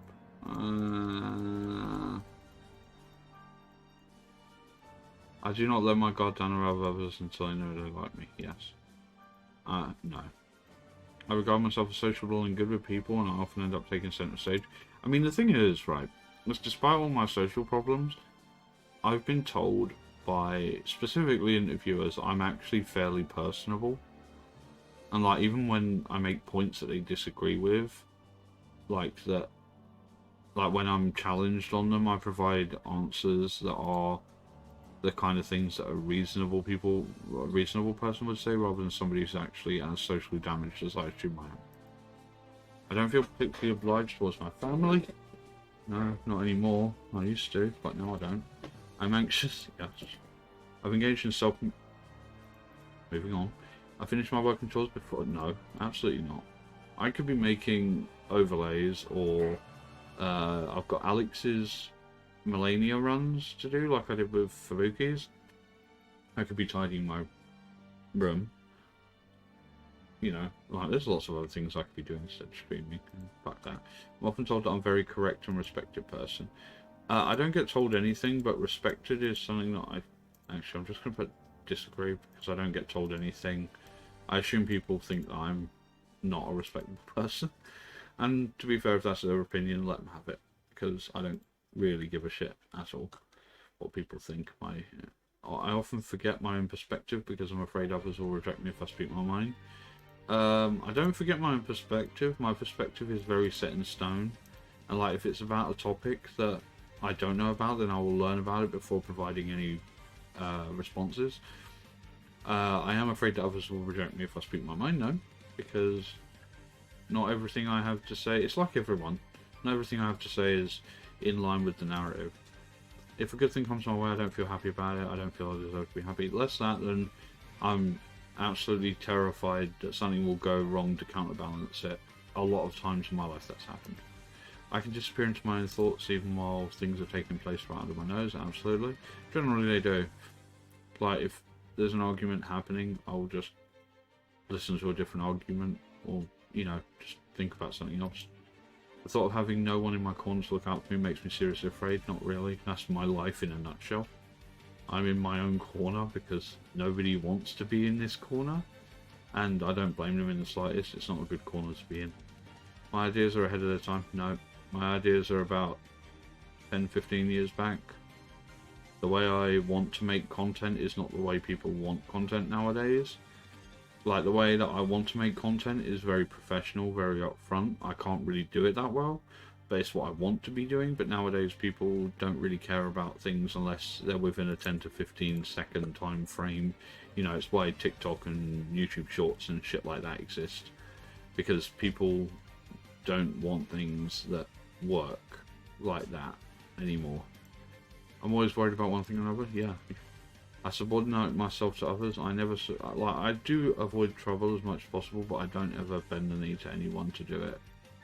I put considerable effort into presenting myself in a way that will make people admire me. No, I put myself across, like, it's like these things you see every now and again, where somebody will go, "Oh, how similar to you are you, like, in real life to who you are when you're streaming?" It's like, I'm literally the same person. Like, the thing is I don't want to put on a character because that you have to maintain that persona, you have to maintain that mask. But if you're just yourself from start to finish, then nobody can ever tell you you're lying to them because you've always been yourself.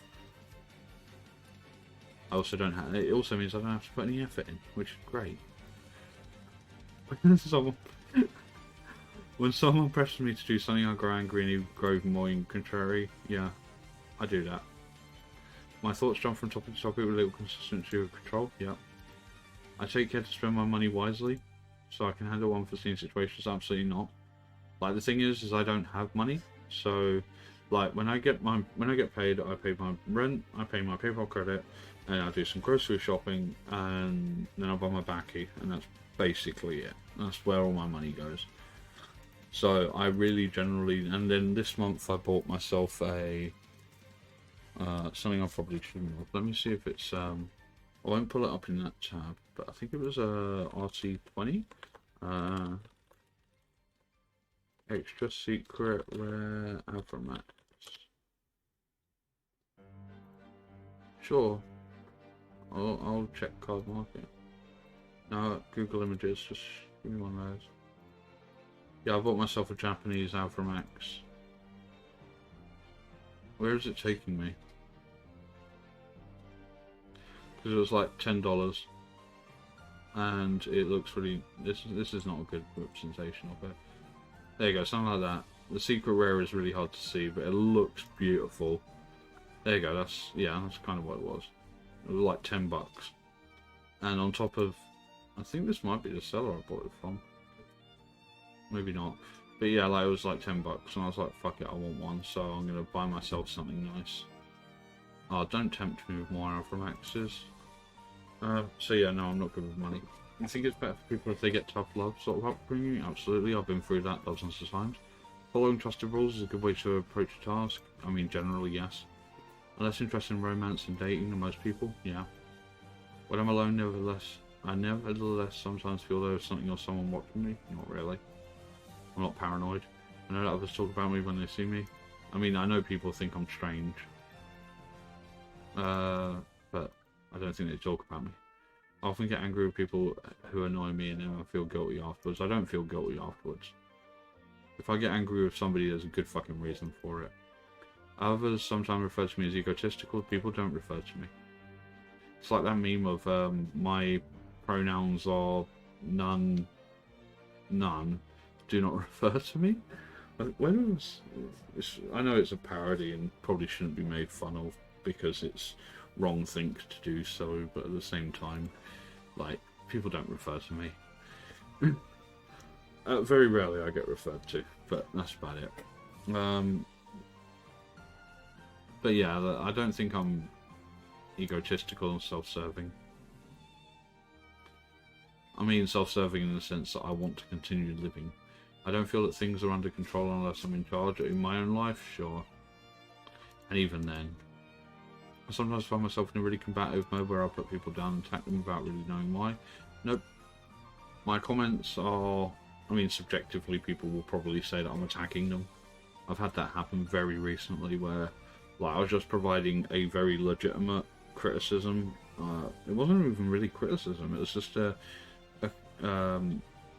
legitimate impression of somebody's situation and how they can improve their lot.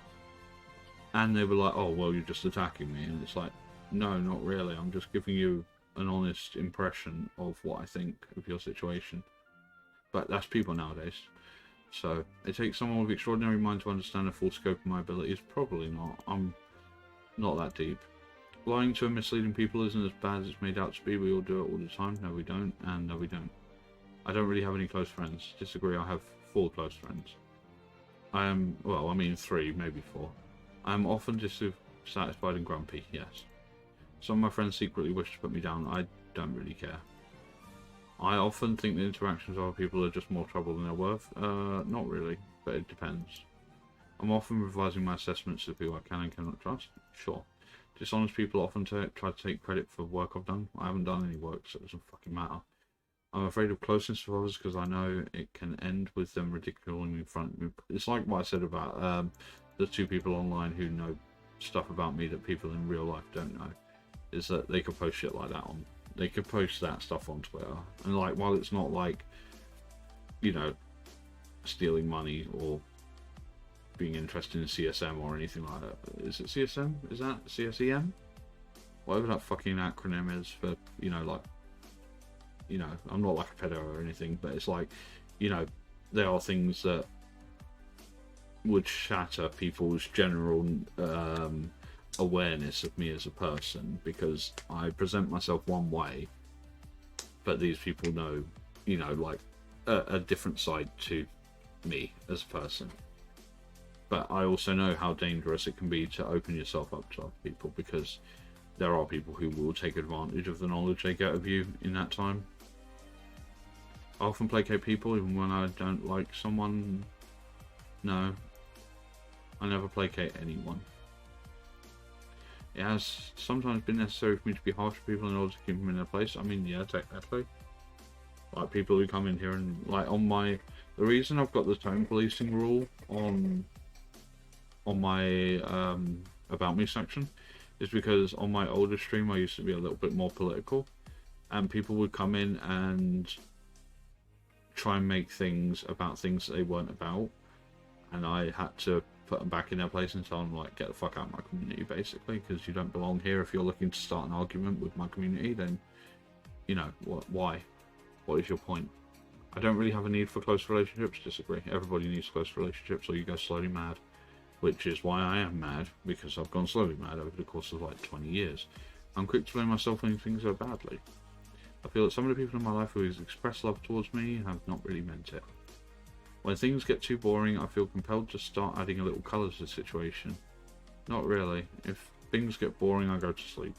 I do what I want without worrying about how it will affect others. I mean, to a broader or lesser extent, sure. Like, what I do doesn't affect people anyway. So, you know, basically it doesn't fucking matter. Like, the way I describe what I do is kind of like, and I mean, what I do isn't that much anyway, but like, it's similar to how the Liberal Democrat Party in the UK works, is that they could come out and say, we're going to build 1 million children's hospitals, and nobody would listen. But they could also say, we're going to burn down 1 million children's hospitals, and nobody would listen. So I'm kind of in that same sort of zone where I don't really think anyone honestly cares about what I say I do, so, and therefore it doesn't have any effect. I often have feelings of guilt seemingly for no reason at all. Moving on. I seem to have so much... I sometimes feel like I have no choice but to remain close to people that I know will hurt me. I don't stay in contact with people who might hurt me. Most people see me serious and reserved. Yeah, you see, this is what I mean by what I said before, is that there are people, like those two people know me as a bit more funny and jokey and shit, whereas in general I'm fairly serious and reserved. Whenever something good happens to me, I seem to ruin it of my own accord, probably. I think rules are meant to be broken. I've sometimes been in trouble with the law. No comment. I plan more activities and projects than is human possible to execute. Yeah. People often accuse me of things I haven't done. Yes. I constantly remain on my guard so no one can take advantage of me. Yeah, I mean, I can't see how that would happen, but still. All my life I've had to be on guard to prevent others from... I don't really understand the concept of that, but whatever. It's easy for me to make new friends. I can talk to all manner of people, and it's so easy for me to fill up my life with friends. Not really. Like, I can make new friends because apparently I am relatively personable, but it takes a long time for me to call somebody friend. Like, non-ironically. Like, I will sometimes end a conversation, like earlier on when I was talking to Iggy before I started stream. Like, I can put at the end, oh, you know, good luck, friend. But that's not really me specifically calling them a friend, it's a term of endearment. There's a sort of a difference. I feel better about making big decisions if I get others to suggest a course of action and follow that. Not really. I prefer to have other people's input, but they're not suggesting the full course. They're just like making slight deviations. Most people have made such top of lied or cheated to get there. I mean, in general, yeah. I always make sure that my work is well planned, please. When I'm with other people, I was always tense and afraid to be myself. I mean, now more and more nowadays, yeah. Even when things are going fine for me, I'm anxious it won't last, yeah. My emotions towards those closest to me alternate between love and hate. Kind of, yeah. I've got a friend who I only see once every 2 weeks, and that's growing further and further apart because he's got a girlfriend, and well, I can't offer him sex. I don't assume that's the only reason, but at the same time, like, I've sort of recognised a pattern of getting a bit bitter when if he doesn't turn up on that fortnight week. So, like, you know, it's kind of hard to explain that, but I don't have a lot of emotions. People have never sufficiently recognised my contributions. I don't know what contributions I'm expected to have made.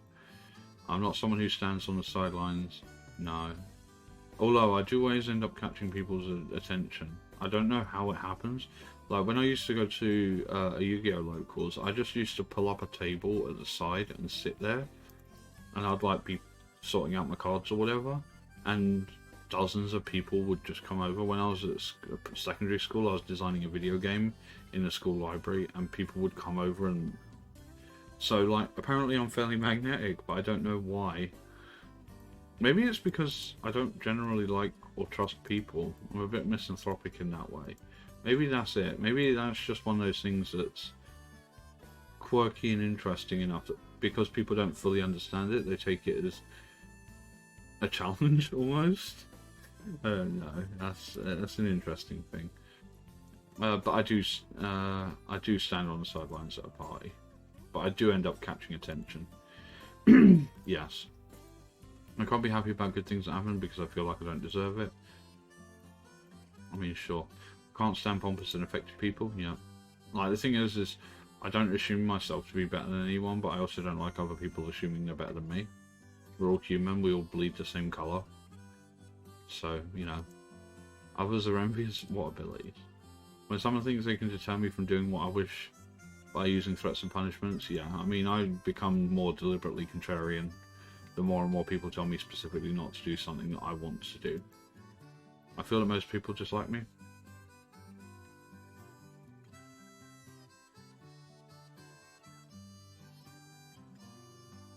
I don't know.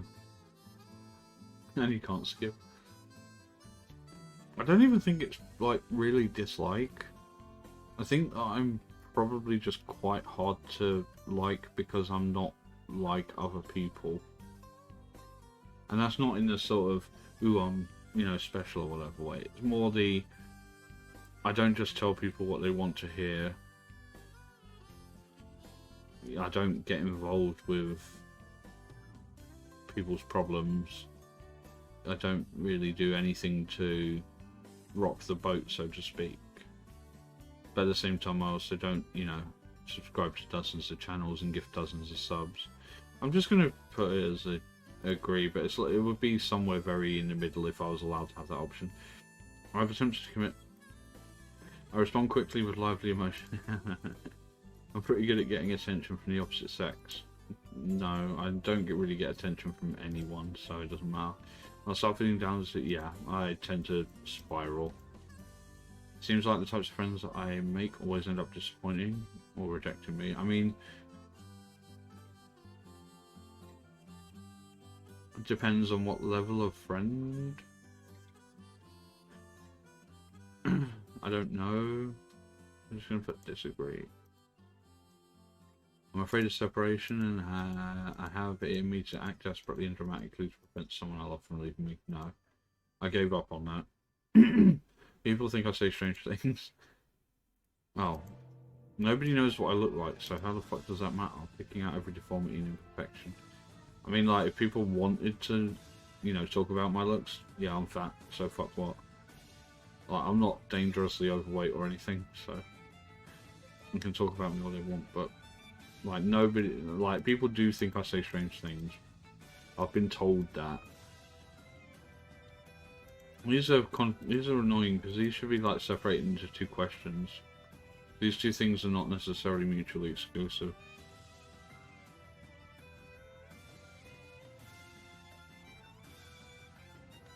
People do think I say strange things. When I'm with other people, I'm constantly anticipating criticism and attacks. No. I was born in the 90s. If somebody says something I don't like, it's not a personal attack, generally. Or even usually. It's just somebody critiquing my existence, which is fine. I don't want to think faster. Yeah, I really do. I don't talk a lot, but like when I start talking, I generally don't stop for a while. And I do think very fast. It causes me problems sleeping. I'm uncomfortable on stage and sometimes fantasize that it will help me. No, I am very capable of defending myself. Sadly, though, I am very uncomfortable around strangers. So this is another one of these fucking weirdo questions. I'm almost never when people argue strongly for something, I often find myself agreeing with them, even though no.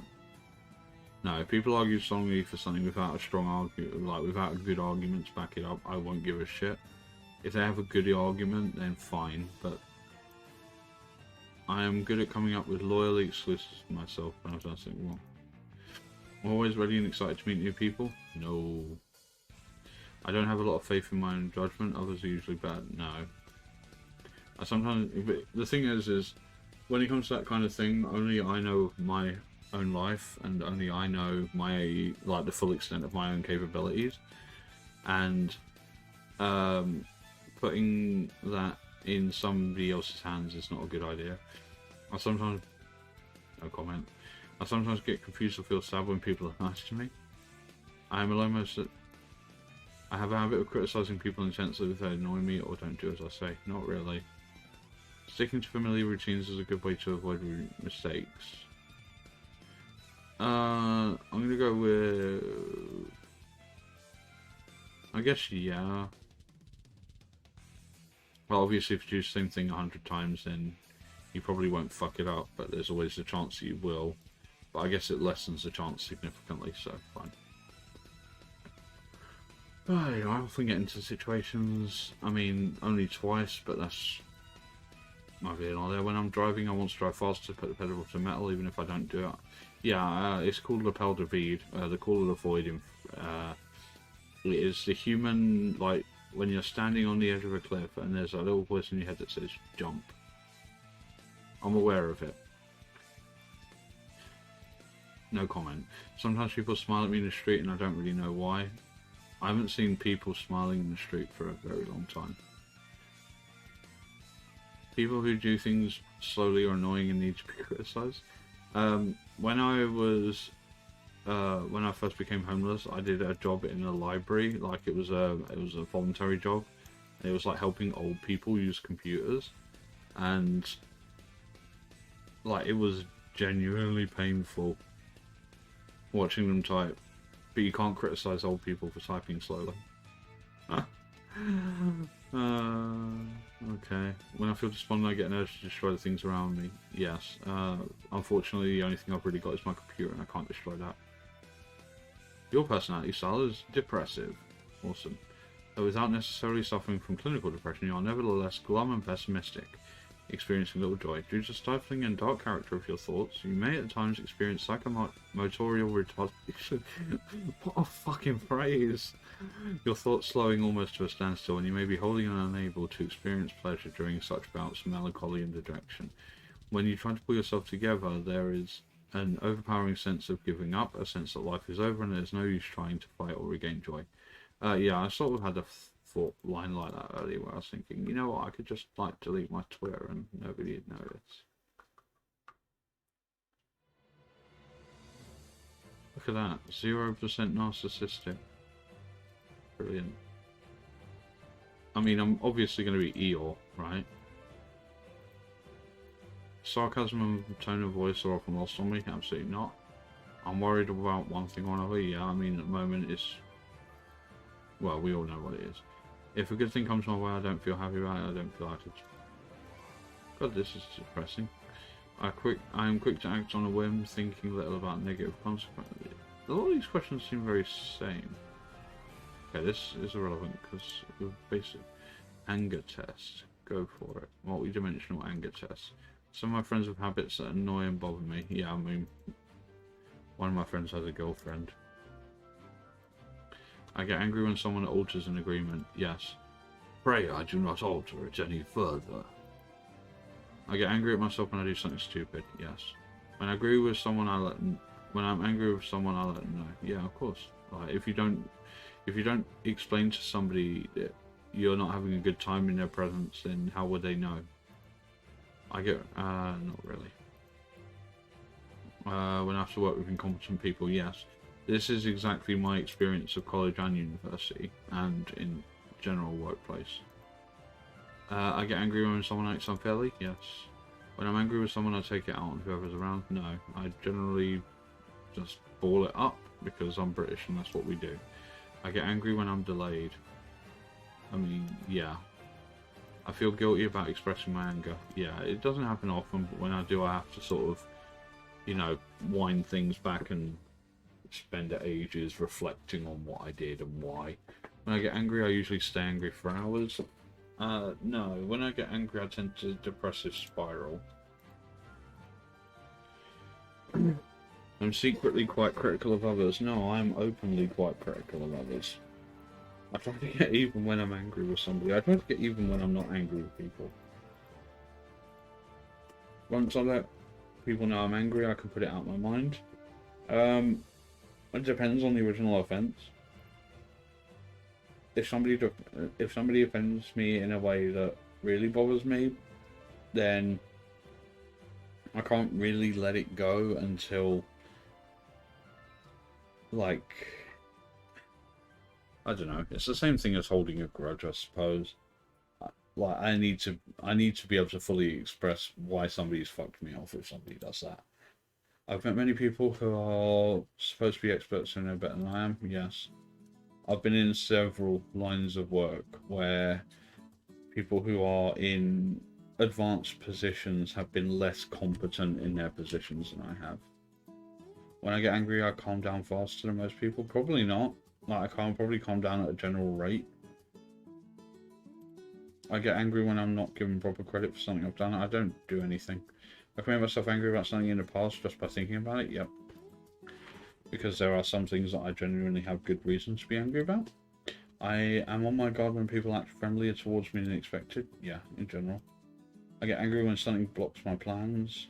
I mean, I generally don't really make that many plans, so I suppose it doesn't matter too much. If I let people see the way I really feel about things, I'll be considered a hard person to like. I'm already a hard person to like. Honestly, if people saw the way I really feel about things, I don't know, maybe. Maybe people would like me more because they...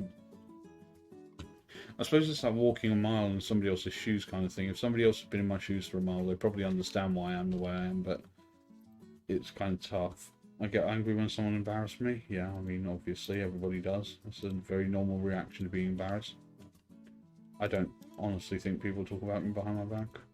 I don't think people come into my stream and then go off and go to like a private Discord and something and go, oh, by the way, did you know that Shizu? Oh, fucking, what was it? Political left? My friends and loved ones know that I have the capacity to become angry. Everybody has the capacity to become angry. At times I feel angry for no specific reason. I mean, everybody does.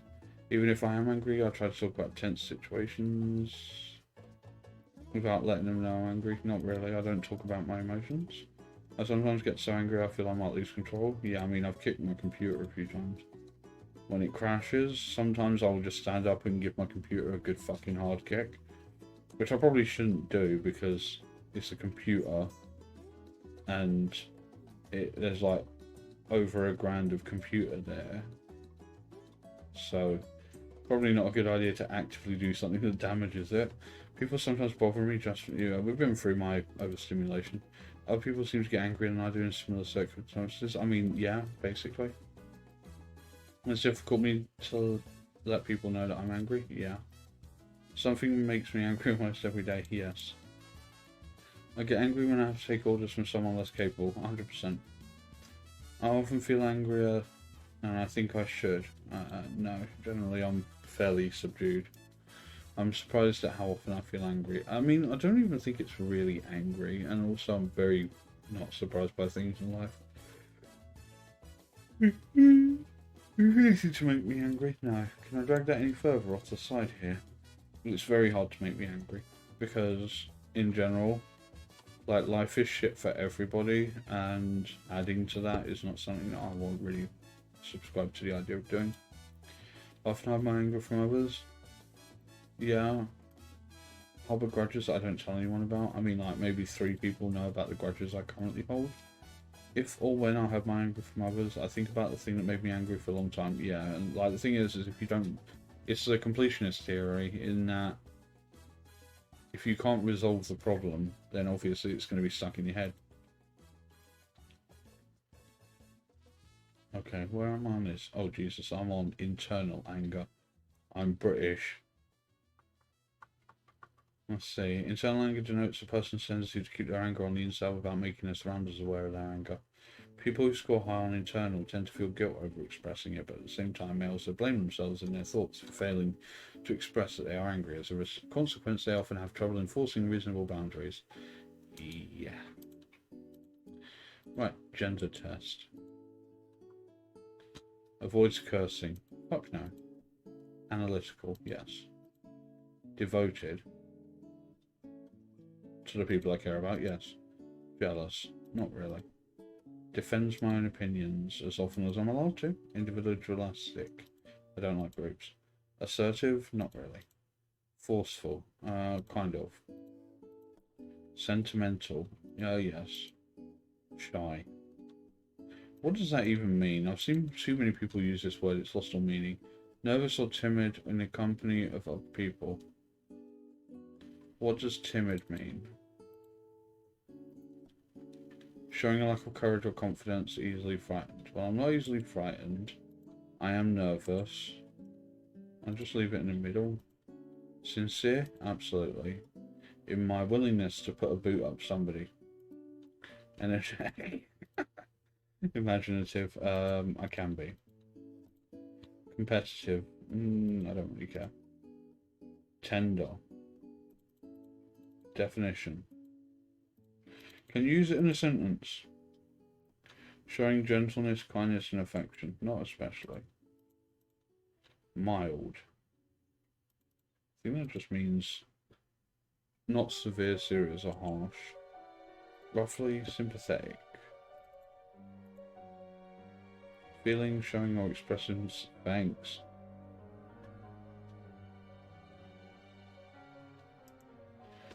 What's the definition of sympathy?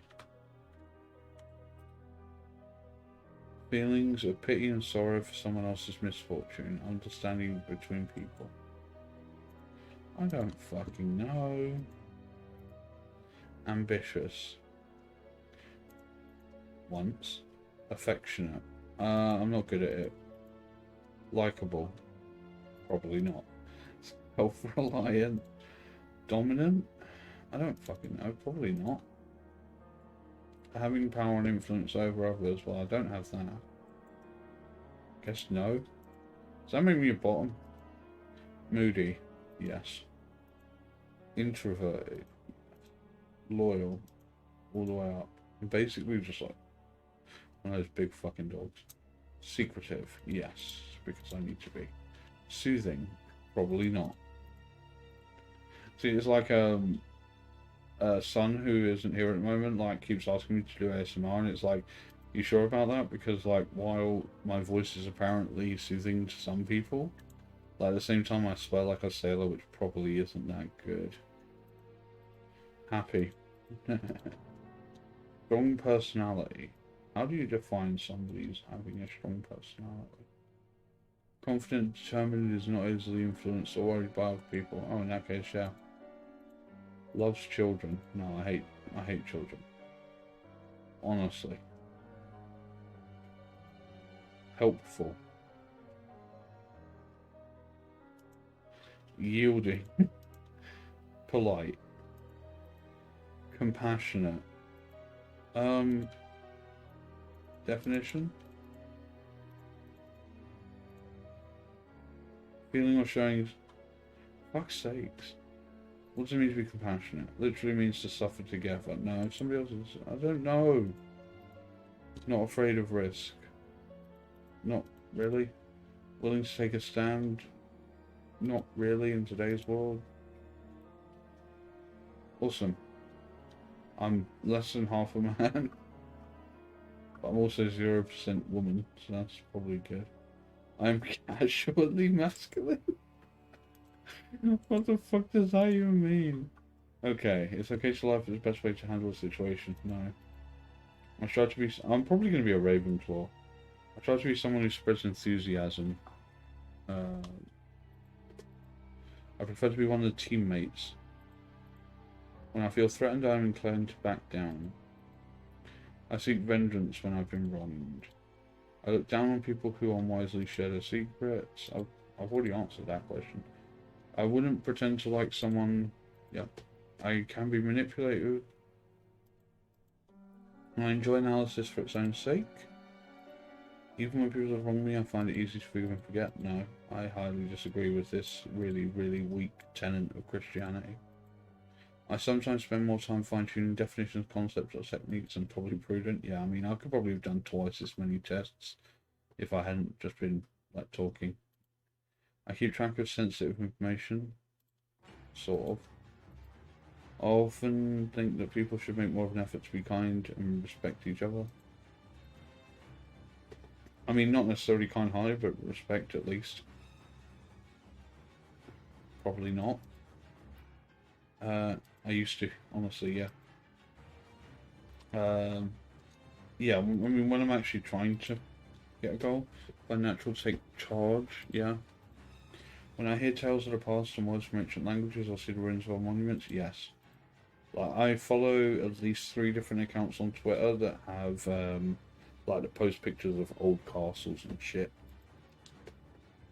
I wouldn't be tempted to use counterfeit money. I'm very active during my waking hours and don't often see me as kind-hearted and well-intentioned. It's boring to discuss philosophy. I often use abstract and complex words in my writing and speech. I openly show my impatience when others get in the way of progress. Am I actually a Ravenclaw? Yeah, 100% a Ravenclaw. I fucking knew it. Okay. Man, there's so many fucking tests. Look how we're not even... Oh, you can't see that on this screen. We're this far down. There's this many more fucking... Sociopath testing. I know I'm a sociopath. High functioning. Don't worry. Love style tests is a popular way of gauging which ways of expressing love resonate with a person. The test will measure your political opinions according to a non-biased and agenda-free. Let's see about that, shall we? Western civilization has benefited more from Christianity than from the ideas of ancient Greece. Wrong. Government should set a cap on the wages of bankers and CEOs. Yes. Some people and religions are generally more trouble than others. Yes. Immigration. Yep, we've done that. Surveillance and counter-terrorism programs have gone too far. Yep. Taxpayer money should not be spent on arts and sports. Rehabilitating criminals. Yep. There is a heart of conflict between the interests of business and the interests of society. Yes. Monarchy and aristocratic titles should be abolished. I mean, I've always thought that having Sir before my name would sound pretty good, actually. But yeah, generally I think they should. There's no reason for it anymore. Prostitution should be legal. A strong military is a better foreign policy tool than a strong diplomacy. Well, yeah, because I mean, diplomacy only gets you so far when your gun's pointed in your face. The government should provide healthcare to citizens free of charge, assuming those are citizens. We need to increase taxes on industry out of concern for climate. Overall, the minimum wage does more harm than good. No. It stops people being paid less than minimum wage. Overall security lights those... Yes. No, they do less harm than good. They do more good than harm. Edward Snowden and Julian Assange are fucking heroes, and the fact that they are being treated the way they are is, like, literally horrendous, because they're literally doing what is best for the people. Almost never ends well when the government gets involved in business. If an immigrant wants overall labour unions, I think I disagree with that. Speculation on stock exchange is less desirable. I don't know anything about stock exchange. Probably. Free trade is better for third world countries. Yeah. My country should give more foreign aid. No, it shouldn't. We can't afford it. Well, I'm not even joking, but Let me show you what I mean. UK debt clock. This is how much debt the UK is in right now. Sure, why not? In real time, by the way. I think that's 2 trillion. The UK's national debt is surpassed £2 trillion and is on its way up to 3. That is more money than, for example, I could ever dream about having. I can't, like, the thing is I've always said if I won the lottery, it would last me maybe a week. Because I know exactly what I'd spend it on. But this is a disgustingly huge amount of money. We can't afford to be sending money everywhere around the world. Quality is more important. Import tariffs are a good way to protect jobs. I don't know enough about that. Market is generally better at allocating resources than the government. A country should never go to war without the support of an international community. Hold on. A country should never go to war full stop. It is legitimate for nations to privilege their own religion over others, of course. Medically assisted suicide should be legal, yeah, because there are people who are genuinely in positions where they want to die and there's not enough that can be done to help them. Capital punishment, again, I'm saying no to capital punishment because it will be abused. Oh god. The government should redistribute wealth from the rich to the poor. It shouldn't really redistribute the wealth as such, but there should be more balance when it comes to rich people paying taxes and not being allowed to get away with it. Marijuana should not be legal. People who turn down a job should not be eligible for.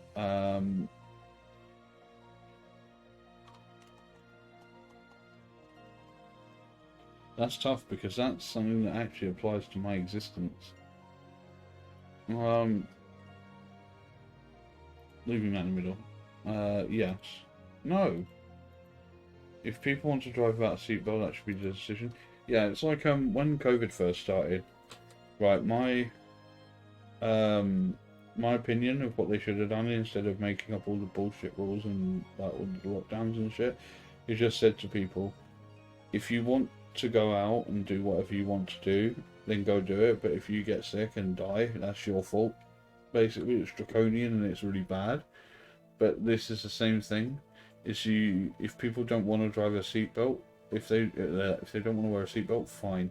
But if they just make that decision, then it's like the fuck around and find out law. Like if they drive without a seatbelt and something happens to them, then it's their fault, and they should be held responsible for being in a position to make that decision for themselves.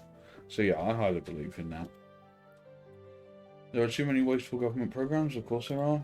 Government spending with the aim of creating jobs is generally a good idea. Yeah, I mean, creating more jobs is always good. Apparently I'm in the same sort of place as Bill Clinton. I'm left liberal. Social liberalism? Cool. I don't know what that means at all. Individuals in this quadrant seek to uphold individual liberty while taxing the market to provide social benefits for those in need. I do believe very heavily in the concept of a universal basic income.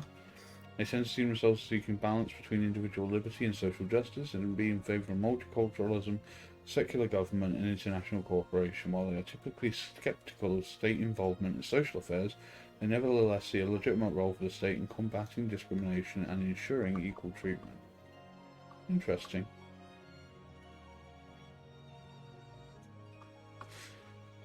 I don't understand what those mean. That's about right. Dark core test, let's fucking go. How fucked in the head am I? I've enjoyed hurting someone physically. Shit. When I was getting bullied at school, I did enjoy getting into fights. None of these today. I can really be nasty when I take my revenge. Kind of. People who get mistreated have usually done something to deserve it. That's not a fair question to ask at all, because there are some people who genuinely do deserve what they get, basically, like karma coming back, but then there are also people who don't, so I'm sleeping in the middle. And those with superior talent should not hide them, absolutely. Actually, not all the way up, though. Because obviously there will always be people who seek to take advantage of people with superior talent. But at the same time, their skills should be recognised and celebrated.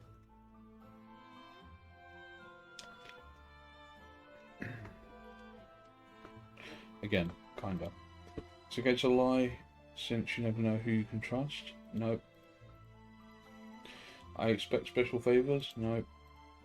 Some people have to be treated roughly because they lack feelings that can be hurt. If they're saying the people who don't have feelings... Actually, I'm just going to sort of go here anyway, because roughly is a very loaded term here, in the sense that the way that I communicate with people could be seen as rough, in that, you know, the whole putting the boot up and thing. So maybe I agree with that a little bit. Hearing others praise me is something I look forward to. Please, people never praise what I do. I humiliate others to no, I don't humiliate anyone. When you're at the bottom of the barrel, you don't have the right to humiliate anyone. People see me as especially worthy of admiration. I'll say anything to get what I want. I deserve more than I currently have in life. Everybody deserves more than they currently have in life, except people who already have everything in life. I would gladly pay a small sum of money to see a classmate who I do not like fail a job or exam. It is important to me that I'm more successful than others. It's okay to lie? No. Spend a lot of time looking for opportunities to achieve higher social status? Not really. Don't care that much. I'd like it, but whatever. I'm constantly looking for ways to get ahead? No. People like me deserve more. Fucking hell. People like me. People like who? I look down on people who unwisely share their secrets. I use liars? No.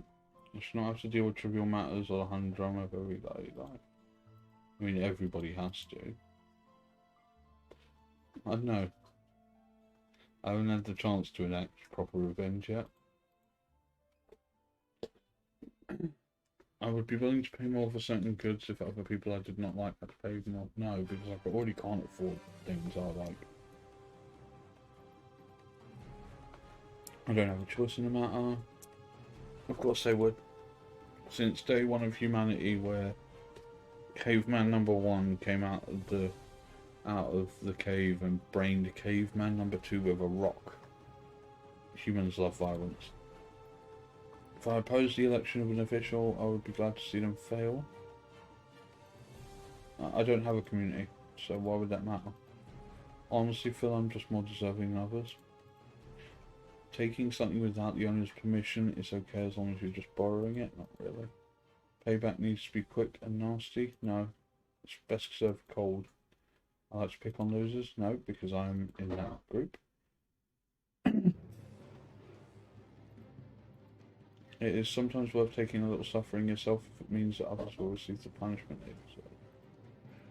There are no right and wrong ways of making money so much as there are easy and hard ways. I mean, basically, yeah. Most people don't really care about others. Not anymore. Not really. Compared to other bad things people do, stealing something small from a store isn't worth worrying about. Yeah, basically.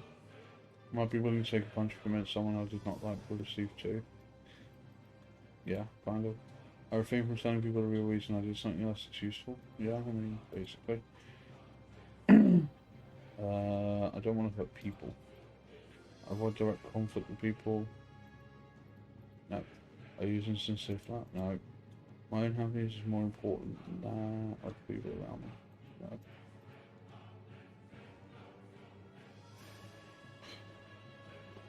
$11.89 lighter. I don't understand what that means. Spitefulness.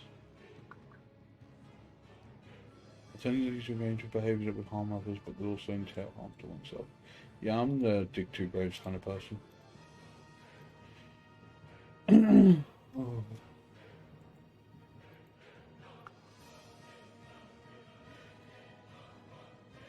Which is more, I communicate directly and at face value, and I prefer not to assume something that wasn't said.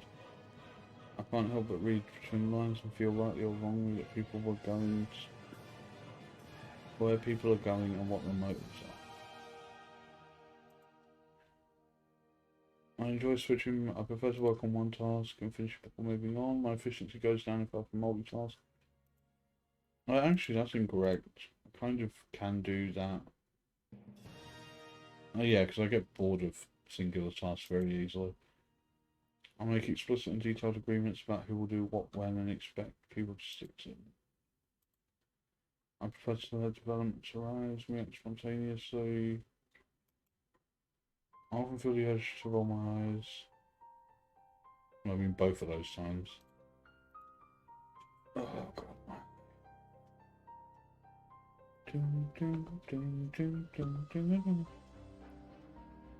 Keeps their head cold. Don't pay attention to stupid things like insurance and tax returns. I make the necessary sacrifices to make sure the boring but mandatory stuff is in order. Vague and unclear teachers who expect students to magically infer what they expected.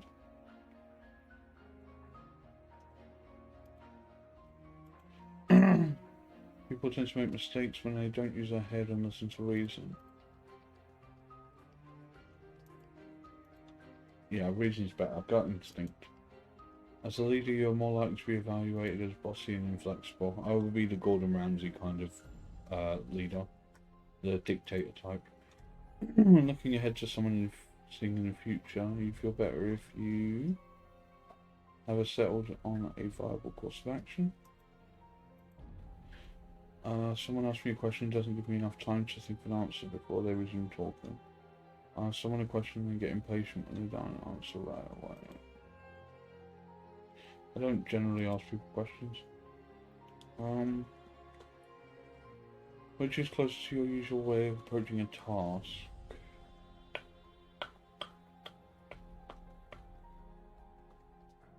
Work around non-essentials. When I'm working on something, I prefer the result to be solid. That means that I may overdo some of the non-essential parts, but I don't find them important. No. At the end of the day, you feel that rational arguments should trump personal values. Rational arguments may be a valuable guide, but they cannot really...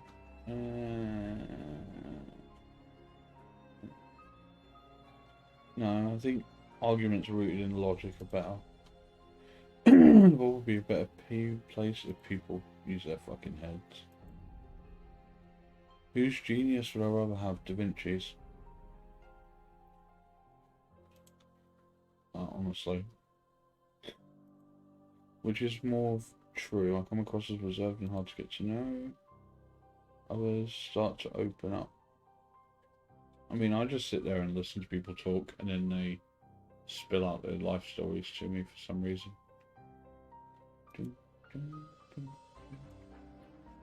I prefer to withdraw and think about things, and so I'm certain I can understand it. Yeah, I think that's probably about right for me. What goes through your mind when you hear other people brainstorming?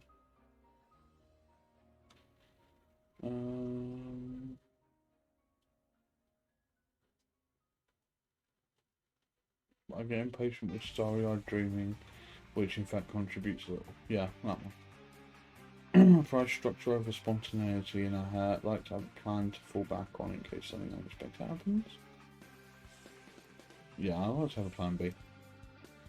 I like to size them up, yeah, easily. The actual realities that are we all awake to every morning. Theory for theory's sake does not particularly... Yeah, I suppose. Thoughts and theories are moved from time and place. The here and now does not particularly... No. Certain and reliable facts I know for a fact to true. Yeah, I don't really... I prefer hard logic. Which statement? Feelings are irrational and have no place in truth seeking.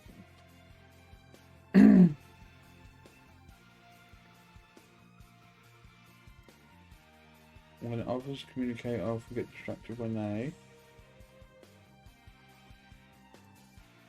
All things considered, I am offensive and a bit impractical. When cooking a new dish, I make it up as I go along. That's not true really, is it though? Actually, saying that, that's probably about right. I found myself engaged in an intellectually stimulating conversation with someone who gets what I'm saying. Yeah, like if somebody understands what I'm trying to get at, like in the middle of a conversation, and yeah. Oh god.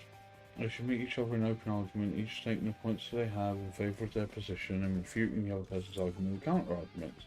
They should use an impartial standard, yes. They should be sensitive to where each of them is coming from, as well as the experiences that those persons hold the beliefs that they now hold. They should keep tuning.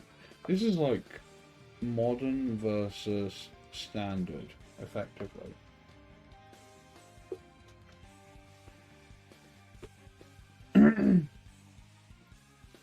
Like, it's logic versus feelings. Aeroplanes don't fly because people want them to fly, they fly because science. Planning ahead can be stifling because you never know when an unexpected opportunity might present itself. I may shift from pursuit to pursuit. It is necessary for me to feel relaxed and prepared for what I want to do, while I might miss some opportunities to fly by. I like to collect my thoughts and know which point I'm going to make before I start speaking. Yeah. What is more true? While I can be mindful of whatever values and personal viewpoints a person subscribes to, at the end of the day, what really interests me is whatever impersonal and objective thought they may be able to bring to the table. While I can be mindful of whatever impartial and objective insights, at the end of the day, what really interests me is a personal viewpoint. No, not really. They should show me the logic, pointing out how their position is more rational. They should show me how their position connects with my values. No. If somebody wants to convince me of something, they should be showing me how their position connects with their own values, not... Because otherwise, why would I care? Like, if they can't back it up with their own personal experiences, then what difference have they brought to the conversation other than, you know, well, they just assumed that I felt a certain way about a certain topic. I tend to find the facts and realities of the situation can speak for themselves. I tend to want to understand how and why one thing is connected to the next. I like spending time with... Ugh. Yeah, I suppose this one. I like spending time with others, but I predominantly get my energy from being alone. Yeah. I'm fairly laid back. After a dinner party, others would be more likely to complain that I didn't talk enough. Yeah. I've actually been at dinner parties like this, like sort of work dues and that, where like they've gone away and I've had a message or something like the next day saying, oh, by the way, like when we were chatting outside, or like after you left, they were saying, oh, you know, like you didn't talk a lot, did he? I'm fucking useless. I like brainstorming and airing new ideas. I like thinking about new ideas in peace and quiet of my own mind.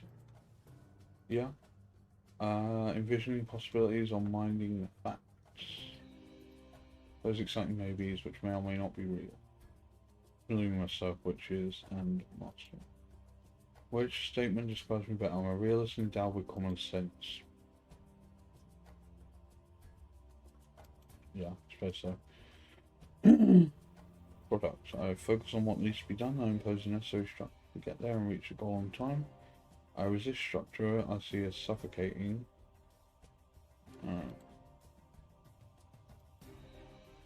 Yeah, but this is obviously saying if you've got a specific goal, then why would you want new information and opportunities to come in through that? It seems stupid. In what kind of workplace do you thrive? A place where I can concentrate. Well, I was saying that probably fast-paced. I don't know, maybe it's a bit both on that. I prefer to think the problem free using my knowledge and experience to come up with a solution that I know will work. The approach doesn't have to be glamorous as long as it gets the job done. Yeah, it's like when I used to work. It wasn't like construction, but it was. What was it? It was gardenery, but we were pulling up concrete slabs and shit. And one of the things we had to do was put up a greenhouse. And For some reason, the instructions weren't properly set out in a way that something to do with a door. It was a long time ago, but like I said, look, I can get this done, but it will look ugly. Basically, it will be a door, but it won't look amazing. It will work. It will just be functional, and yeah, that's basically. I tend to end up exploring. No, well, I enjoy seeing friends on one-to-one. I find it more stimulating to hang out with several.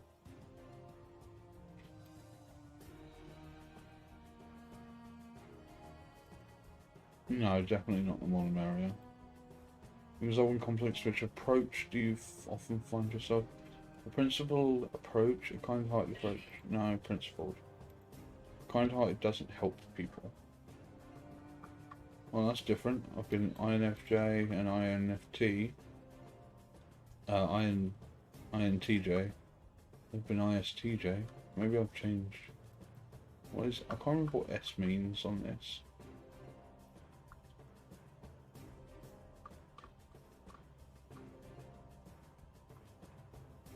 So that's extroverted, introverted. I can't remember. It's been so long since I've done these. Apparently I'm ISTJ nowadays. Good to know. Oh, I'm bored of this.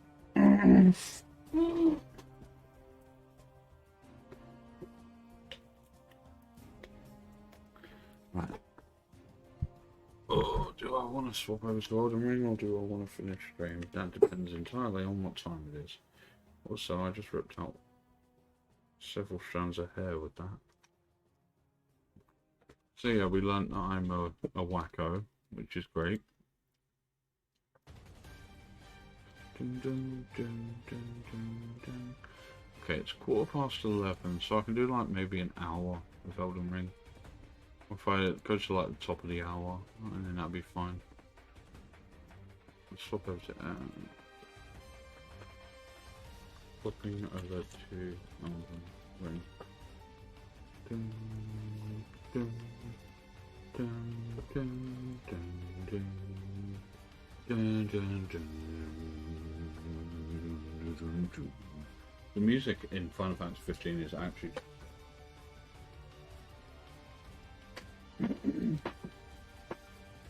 oh yeah, I forgot that this is falling apart now.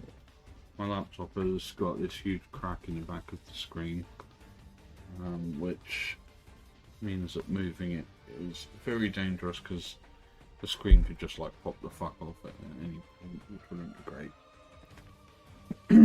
Also means it makes like Terra Squad leans back a lot. Oh god, that's not good. I'm not a fan of that at all. Let's move this over. Dun, dun, dun, dun, dun, dun, dun, dun, dun, dun.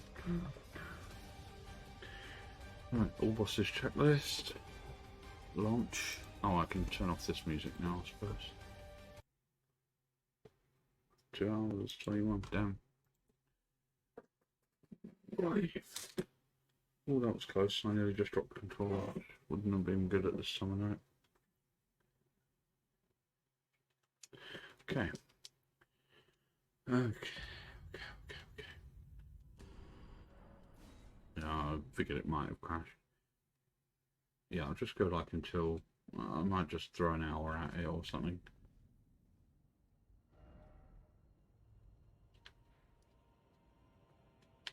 I'm just going to do this to get rid of the markers.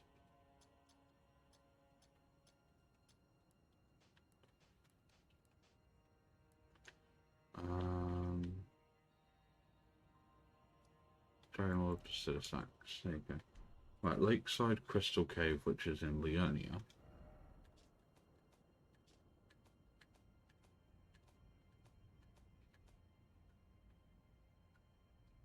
Lakeside Crystal Cave.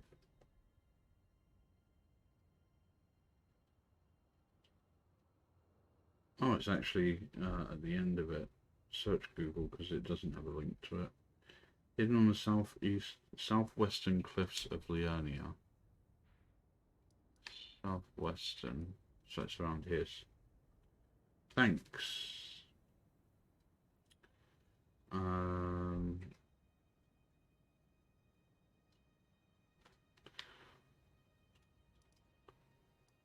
Looks like Crystal Cave. See, I have to use 2 different wikis just to get to one location. This is why I'm going to make my own guide for this game.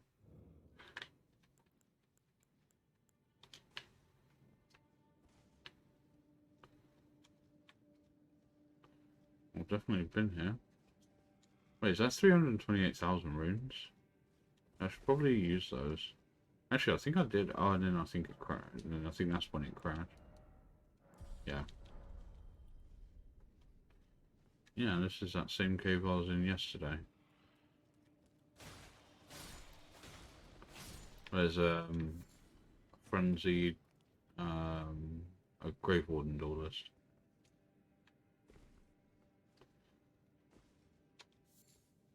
And I believe that might be where that Estelle was. What I thought. I could be wrong.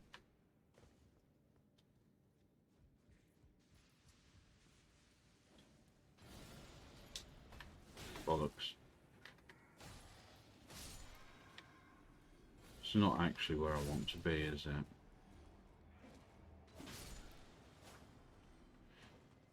Okay.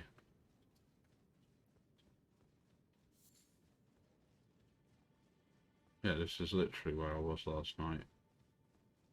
I guess I just didn't mark it up on the map.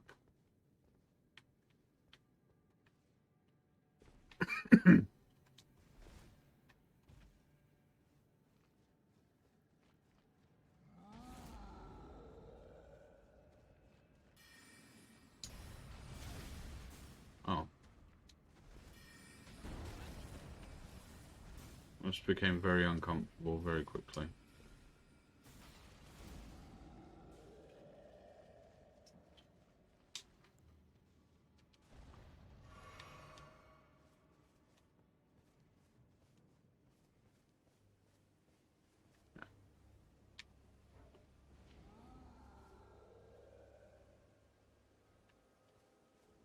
Alright, guess I'll, oh, hello.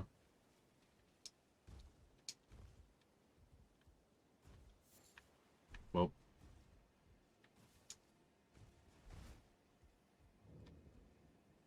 Slumbering back. Right, so that cave is done.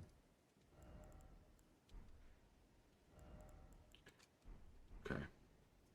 Misbegotten Crusader, Cave of the Forlorn in Mountaintop of the Giants. Cave of the Forlorn.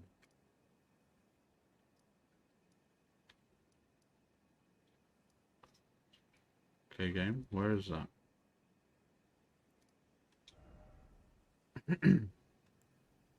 Cave of the Forlorn. There you go. This is one that, well, it wouldn't be the one because randomizer, but it's normally the one that has the Misbegotten, that has the, oh yeah, I've been through this, so this is done.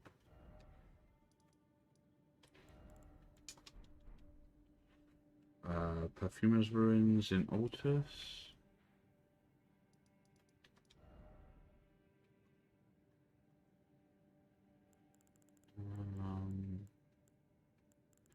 Perfumer's Ruins. There's a Perfumer's Grotto. Is there ruins nearby?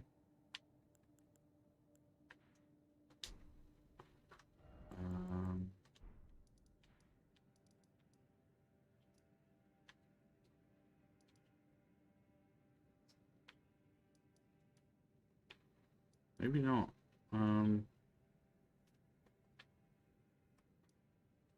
Where is Perfumer's Ruins?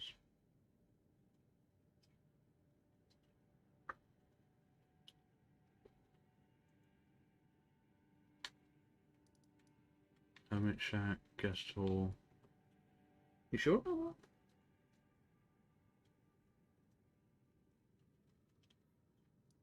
Perfumer's Ruins. So there's a boss above and below.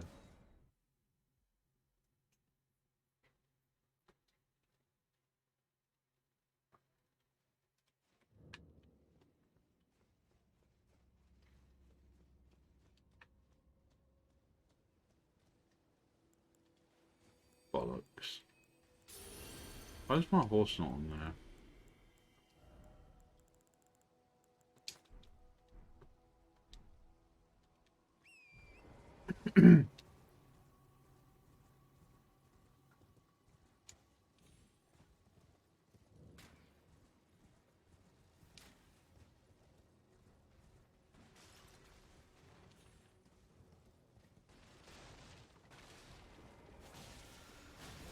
Shit. Ouch.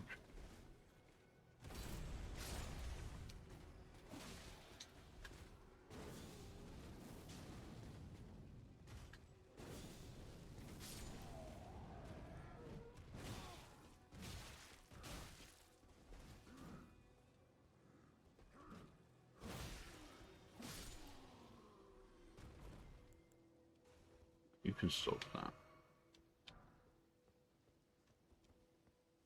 Blood Rose. No, fruit. Apparently I'm maxed out on how many of those I can carry. Well, this... Obviously I haven't been in. Yay, chest. Night Comet. Cool.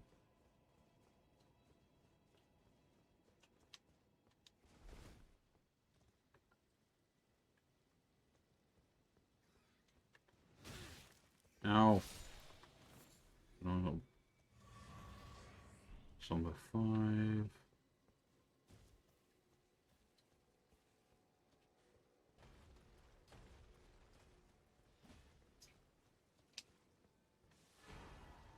The Moon of Noxtella.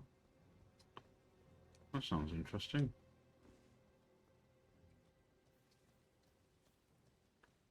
Where's the boss in this area though?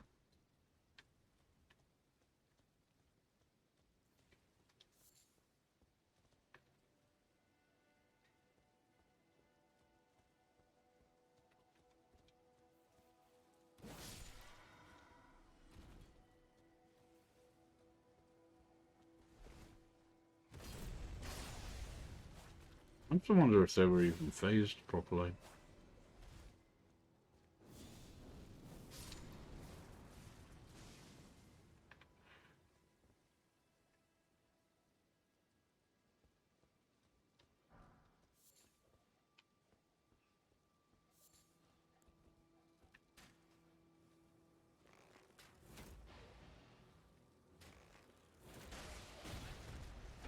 Ah, I thought the having the high ground would have helped me there. Guess not.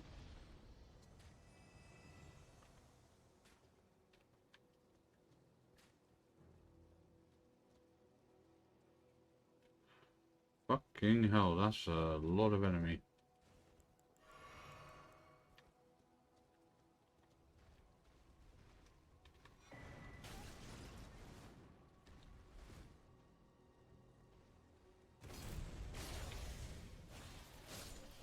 Yeah, these enemies cannot be phased properly.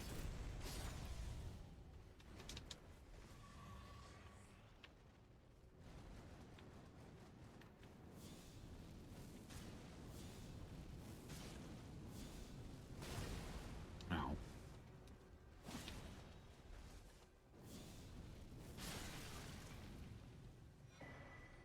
Corian Knight Shield.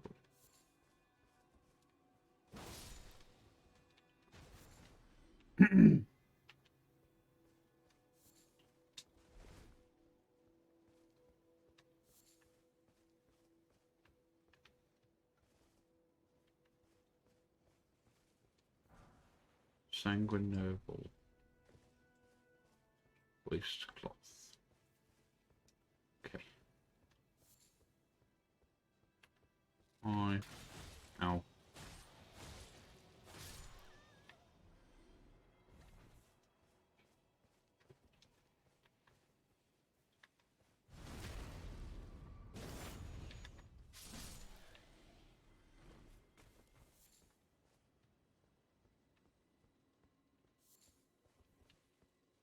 Okay. So, fuck, hold on. Where's the A boss? Considering the circumstances, I doubt that it's down.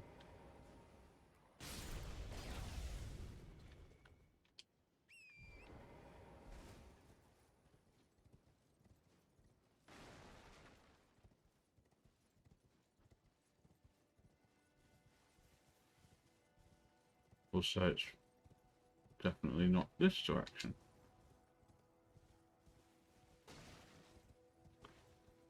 That's the one I already went down, isn't it? Yeah.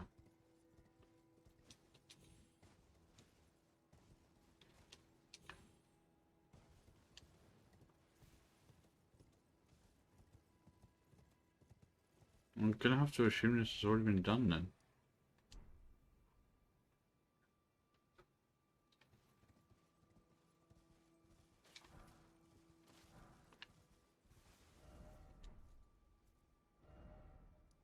Okay, Perfumer's Ruin's done. Perfumer's Grotto, which was over here somewhere, wasn't it? There you go. Great Omen Killer Cleaver. Okay, that shouldn't be too hard. Lantern.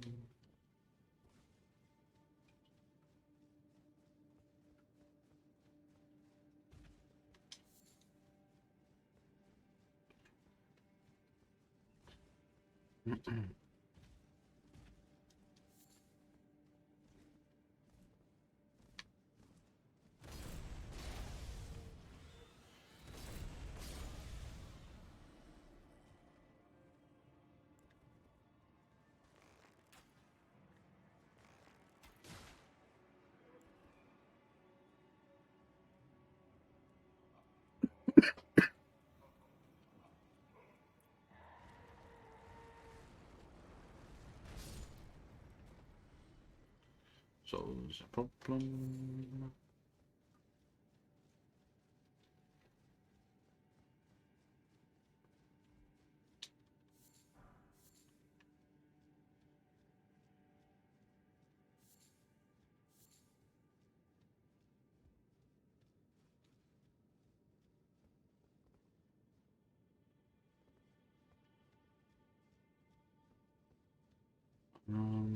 Oh, down.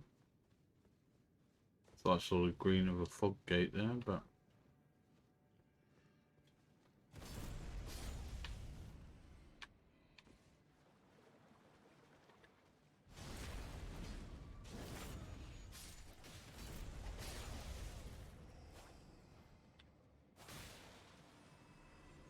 oh, weirdly I don't recognise this completely.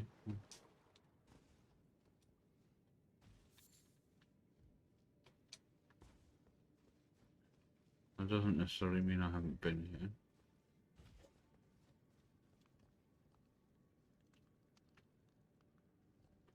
Oh, I have been here.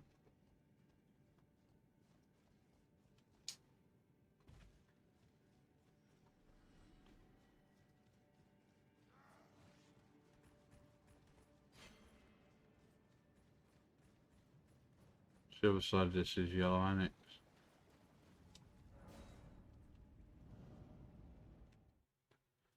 Okay.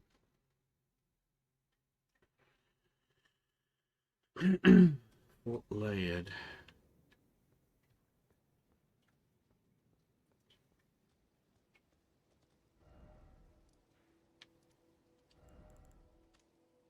Also in Altus.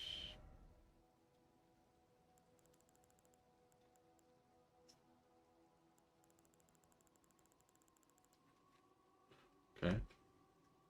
And where is that?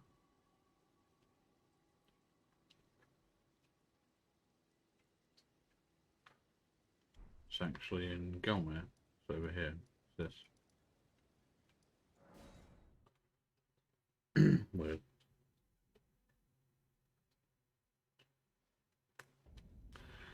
Oh my. Cool. I just died.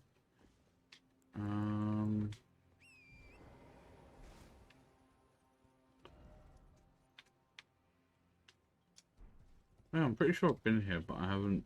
I don't remember there being a boss that I fought, so maybe that's a thing.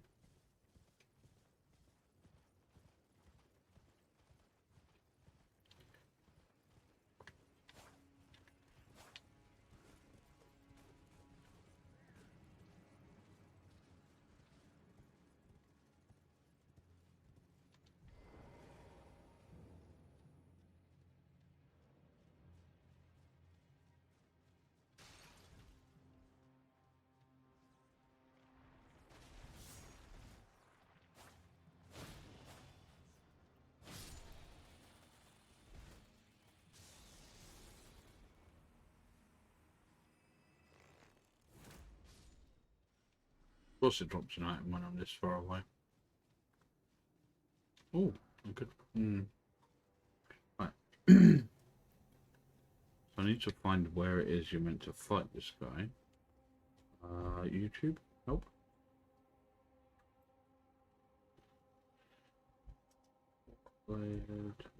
Boss.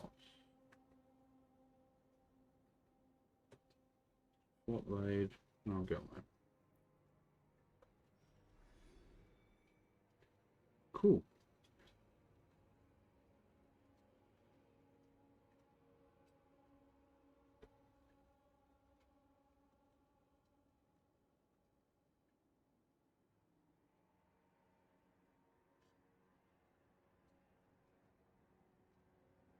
Oh, right, so that silver tier is the boss.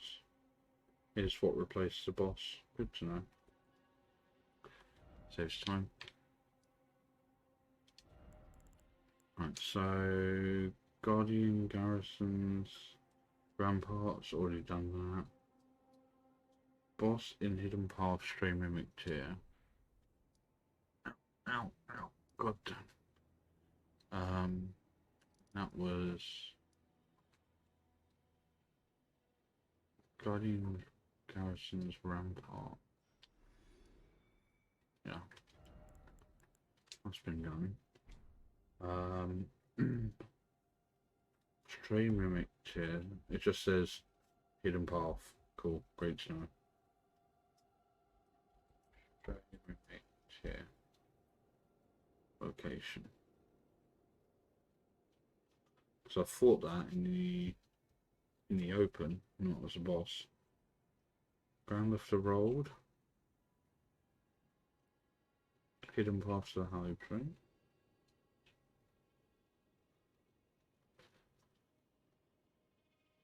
So what are you doing?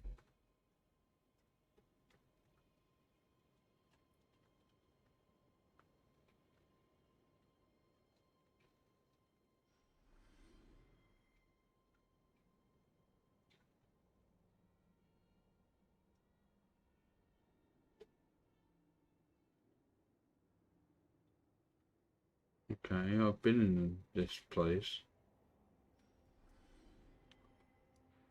Hidden Paths to the Hollow Tree.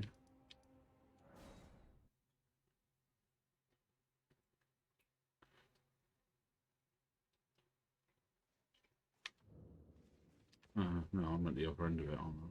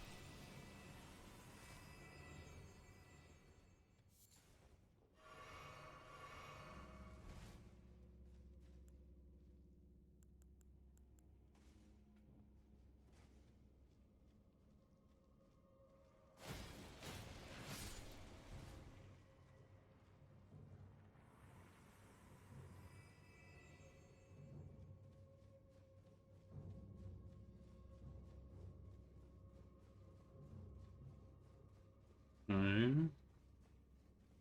So is this where the string mimic tier is meant to be? I'm guessing yes. Okay, so that's been done. Spirit cooler snail mount on top of the giant. In. Fucking, that's real useful. Spirit cooler snail mounted top of the giants. Spirit cooler's cave.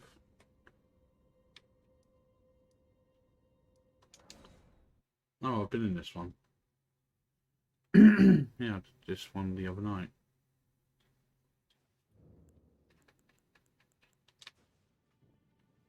This is that one I died in a lot.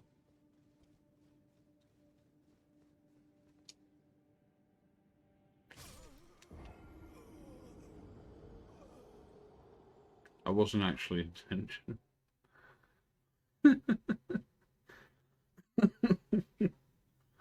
That wasn't smart. Why did I think that was going to work? At least I put my runes back here, that was nice. I don't know why I thought I could make that jump.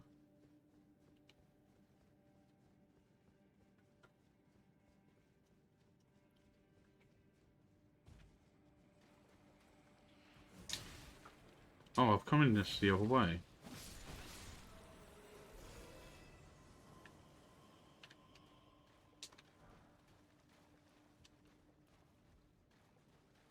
Oh, I think I stopped going this way.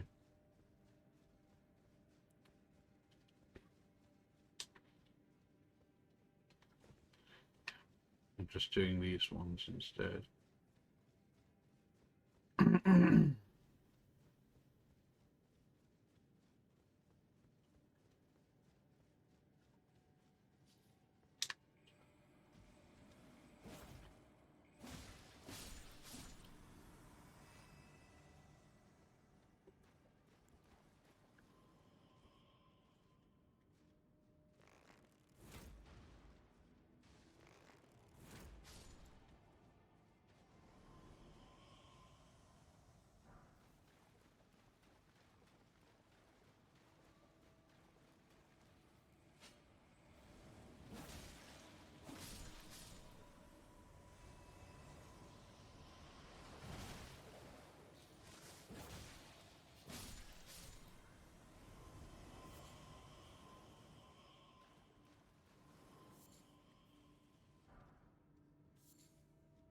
I mean, that's the entire dungeon, and the boss is like just around the corner.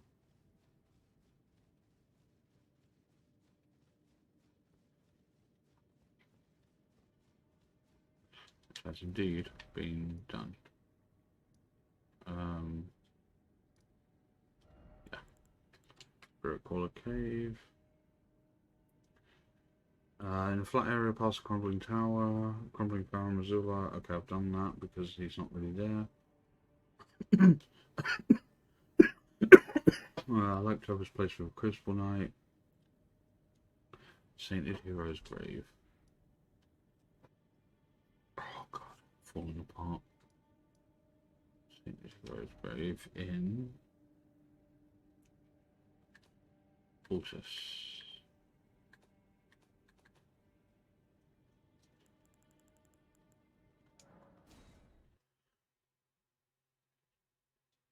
If there's a grace there, it's almost guaranteed that I've completed it. Yep.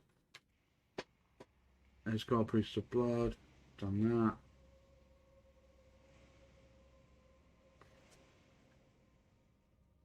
that. Tree Sanctuary after defeating Malekith. Horaloo after defeating Malekith. Castlewood Tunnel of Malgit, which was a Stell Weeping Peninsula Erdtree, which is done. Loretta, which was replaced with Godfrey First Elden Lord. Done. Borealis was replaced with Agheel. Blackblade Kindred was replaced with a Tibia Mariner. Commander O'Neill, which was replaced with Melania, the Blade of Mikola. Glintstone Dragon Agila. Fancy Axe. Flies in as you descend a hill to old tests. No, it's just an ancient dragon. Dragon King Soldier of Noxtella was a fire giant. Regal ancestral spirit was Rykard. Oak Tree Avatar, Moog. Subterranean Shining Ground. Oh, that's the thing I haven't done. Yellow Moog.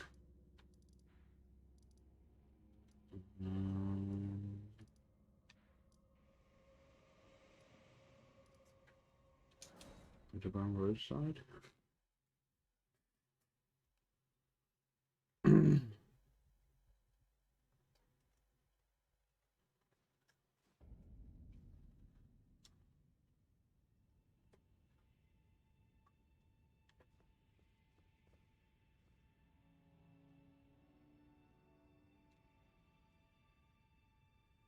Okay.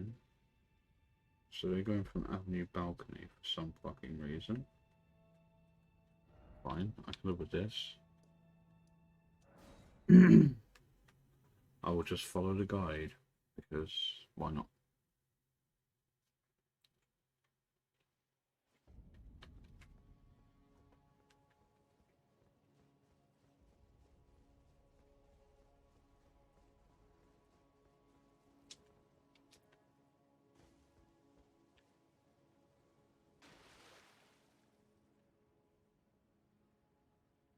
Whoa, whoa, whoa, whoa, whoa, bitch.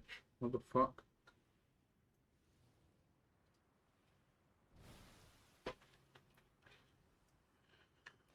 Okay.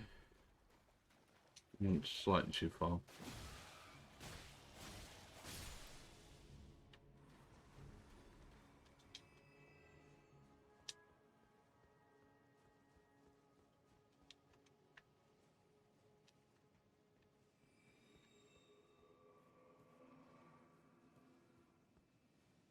Oh, okay.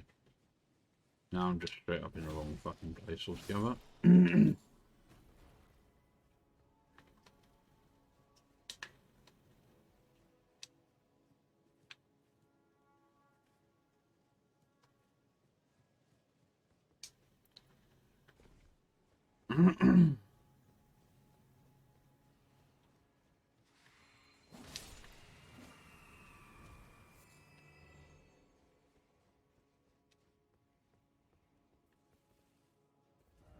Crap. So where did they jump that I didn't? Okay, it's onto a rooftop rather than straight down. I suppose makes an amount of sense.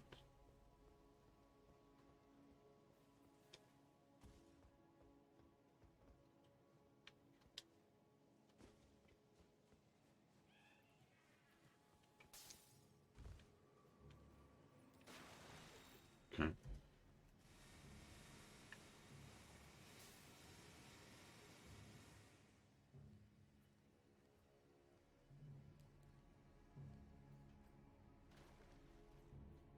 This way.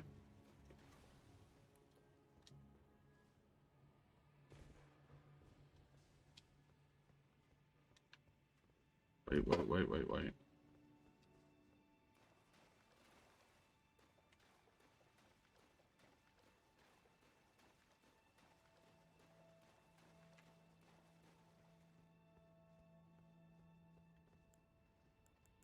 Why do I not have my lantern on?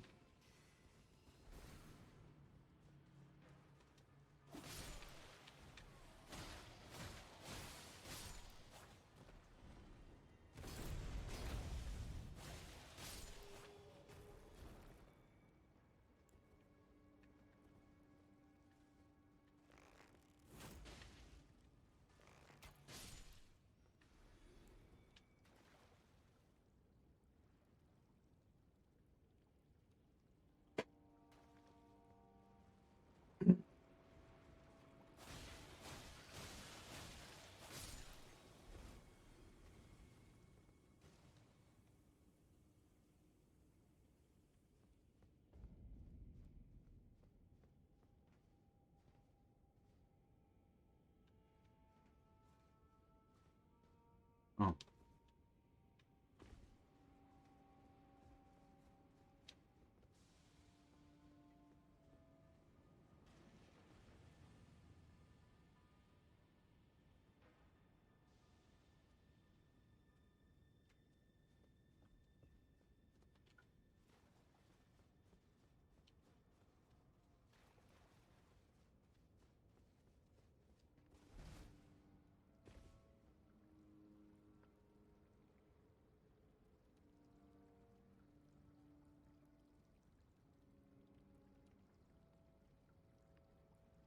take left.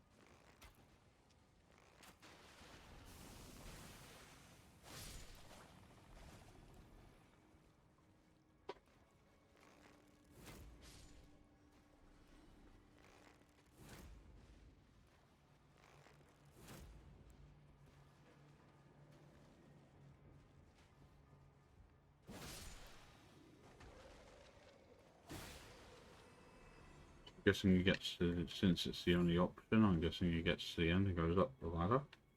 Nope, apparently there is a side tunnel.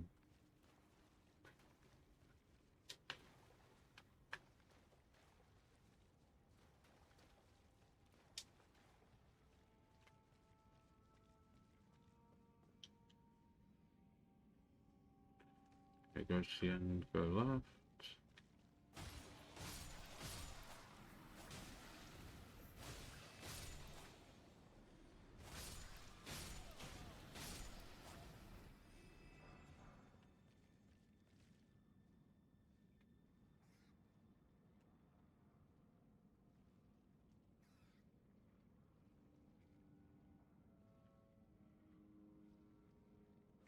Okay, then you don't go down the hole.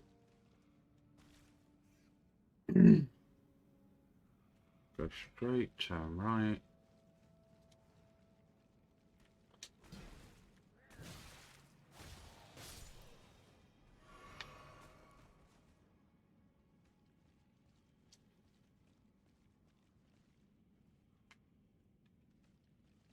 Don't drop down this hole either.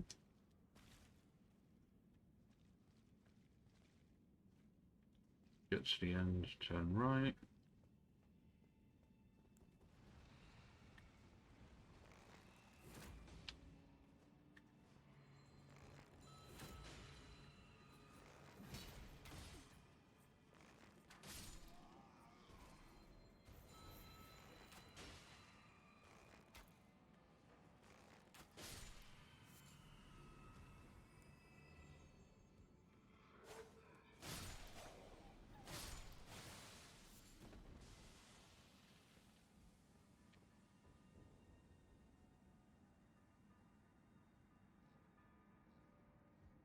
Keep going forward.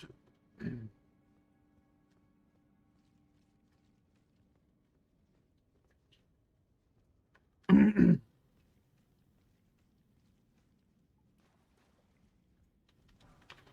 should probably kill that before going up the ladder.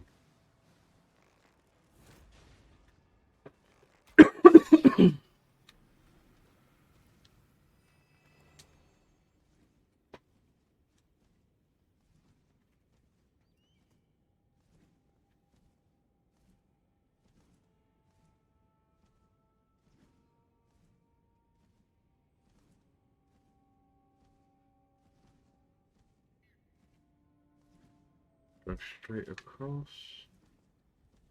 Oh, this is an area I haven't been. Which is fine, because I already knew that I hadn't done this bit. I hadn't done underground mode. Oh, lightning scorpion charm.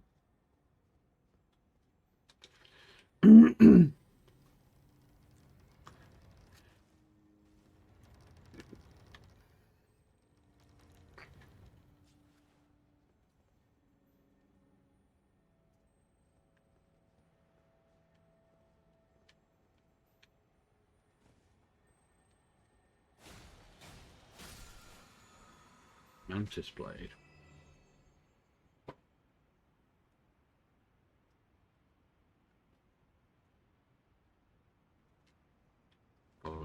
down until there's a door on the right.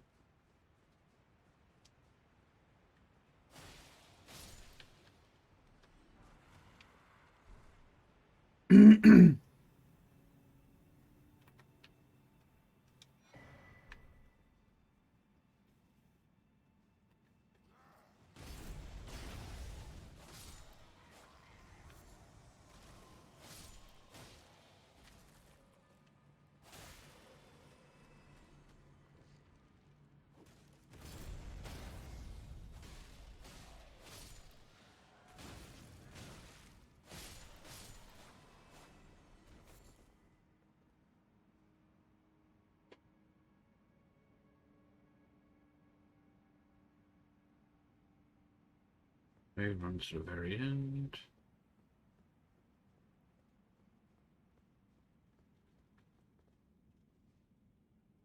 Hi.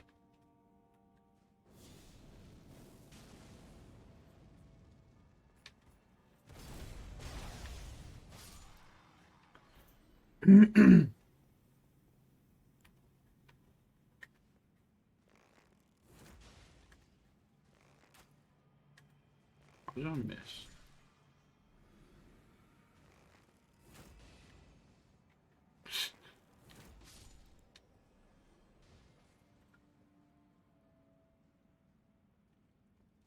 I like how it's almost like the AI didn't even know what to do with him being hit by an arrow.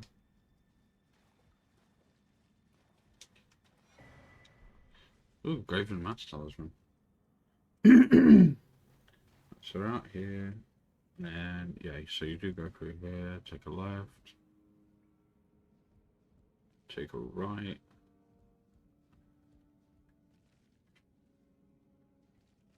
Oh, hold on.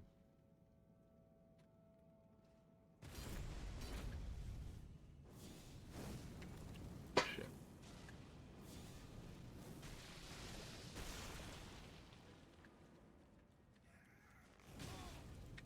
Alright, you came into combat range. Everything that happened past that was your own mistake.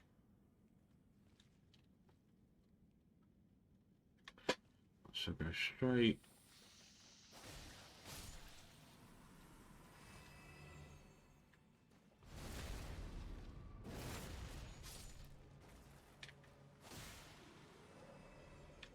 Of course it doesn't.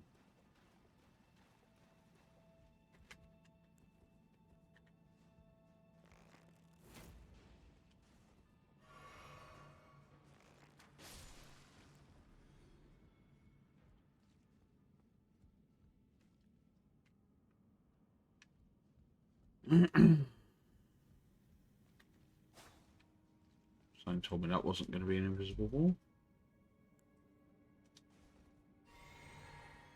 So turn right, all the way up.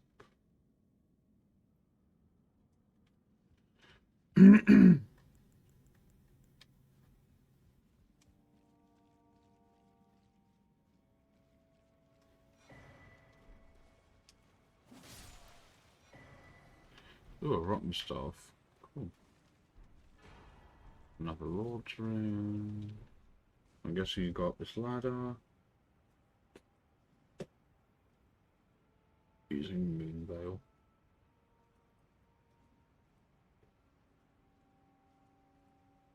So up the ladder.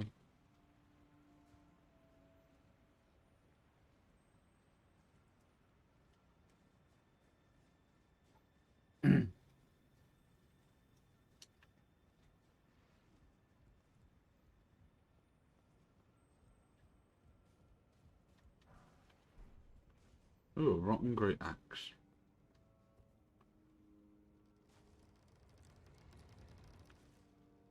Not my kind of thing, but it will do. Ah, this is back where I was, isn't it? With the Zing one, right?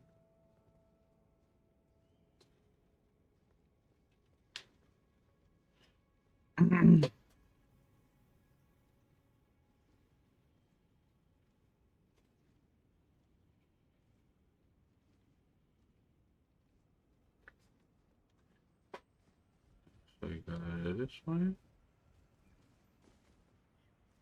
Go all the way along it.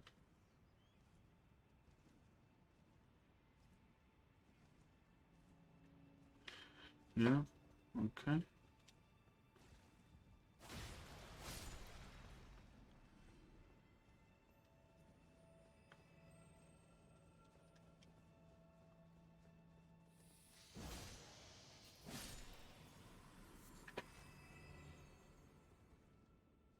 Guessing at some point you meant to jump off. Oh, roll off. Okay.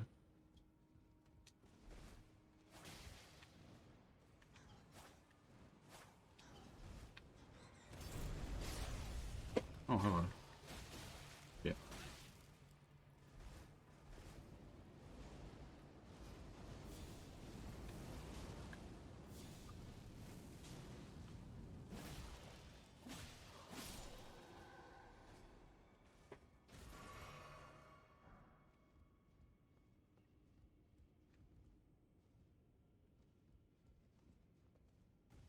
It says loot.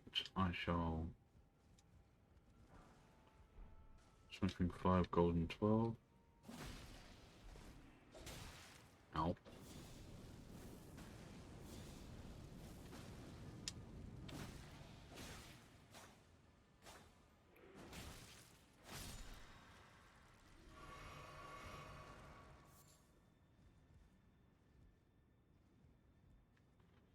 I think you meant to go down that hole there.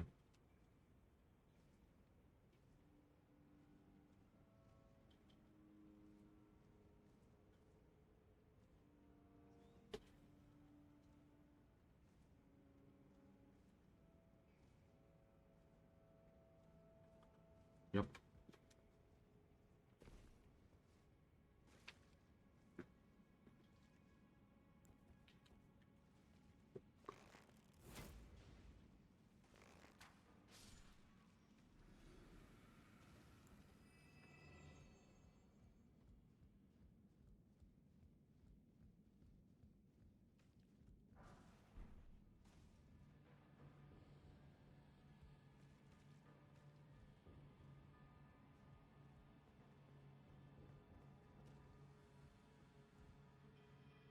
The fuck?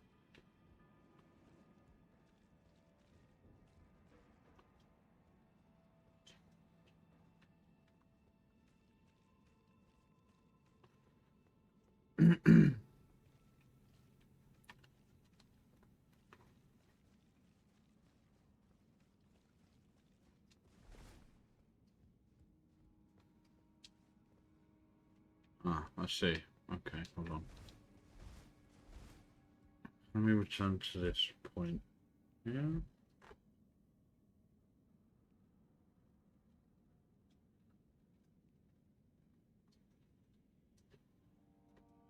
So it's down this one.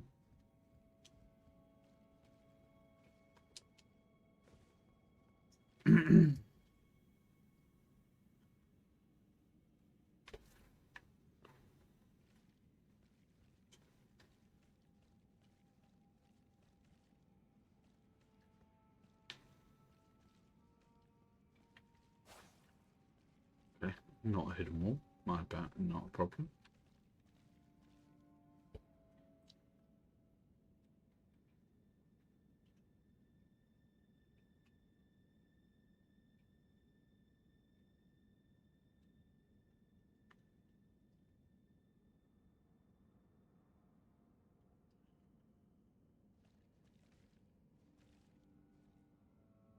No, I haven't found a downward running tunnel.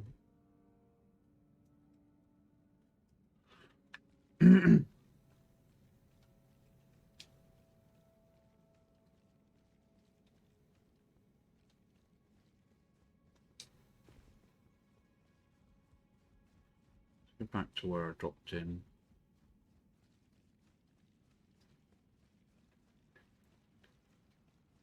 Well, first of all, let's have a look at this other end here.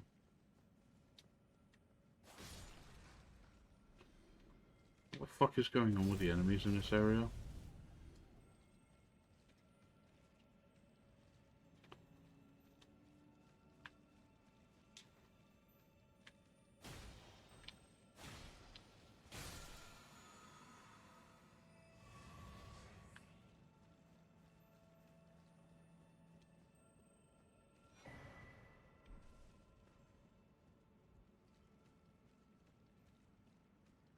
There is a fucking maze.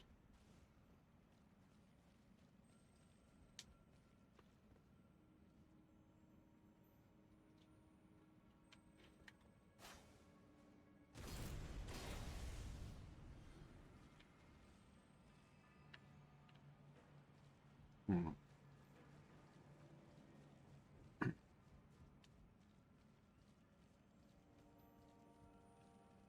What's through this gate?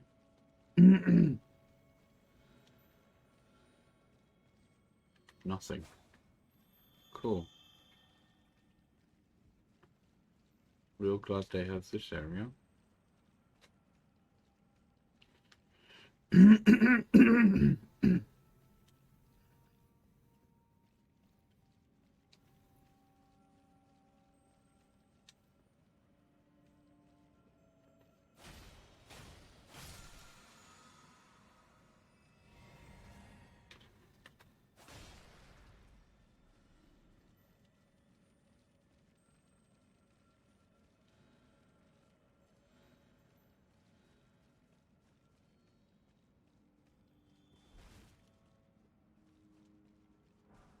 Golden Moon 10, Smithing Stone 6.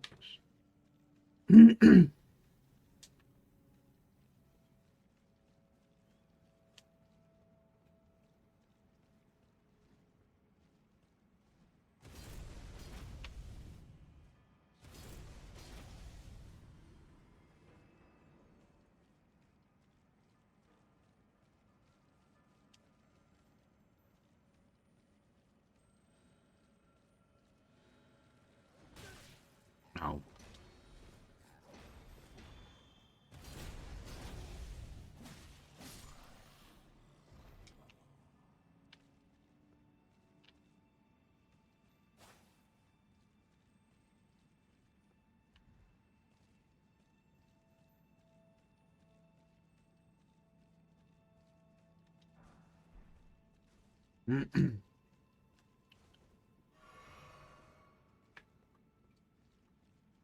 Okay, I've also managed to lose where I came in from. Golden Moon 11, though, is not bad.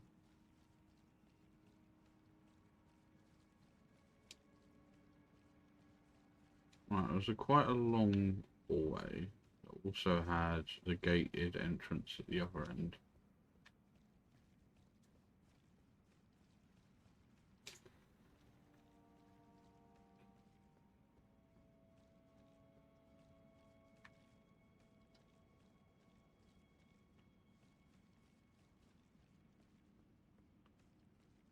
So it might be along here? Yeah, this must be it.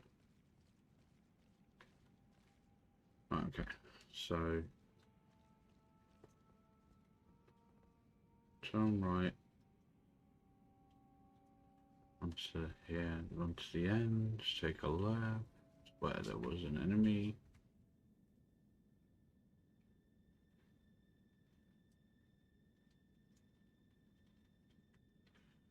Jump over this specific hole.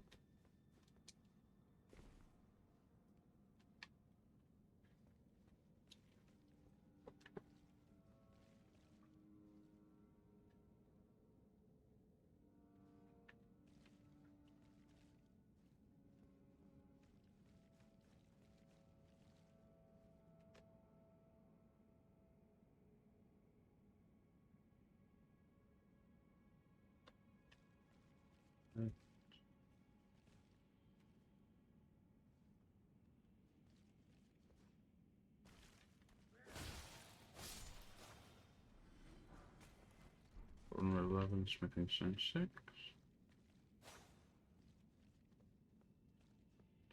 Does this open this from here? It does. Let's have a quick look. What the fuck?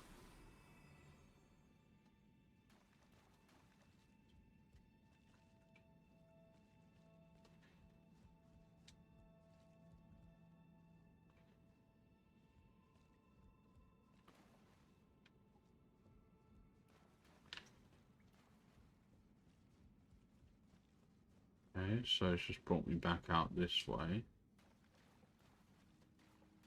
And at the other end is...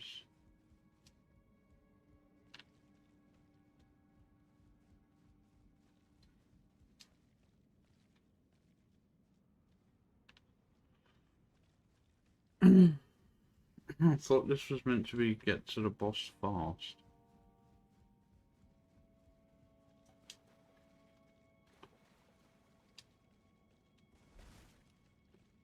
So I drop down into here. Yes. I'm guessing I go down.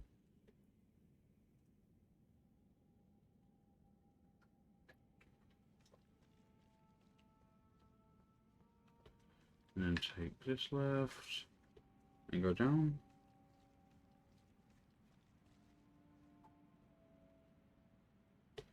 Okay. And since he's actually using a ladder, it must be a fucking hell of a way down. But let's quickly do this first.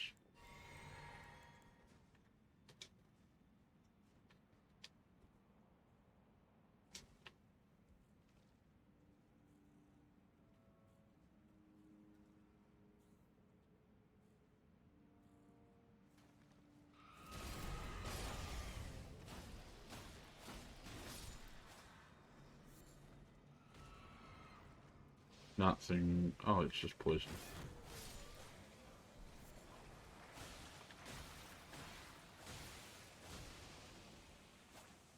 Oh, Jesus, that's extremely potent poison. What the hell? I did a lot more damage than I was aware of poison being able to do. Christ.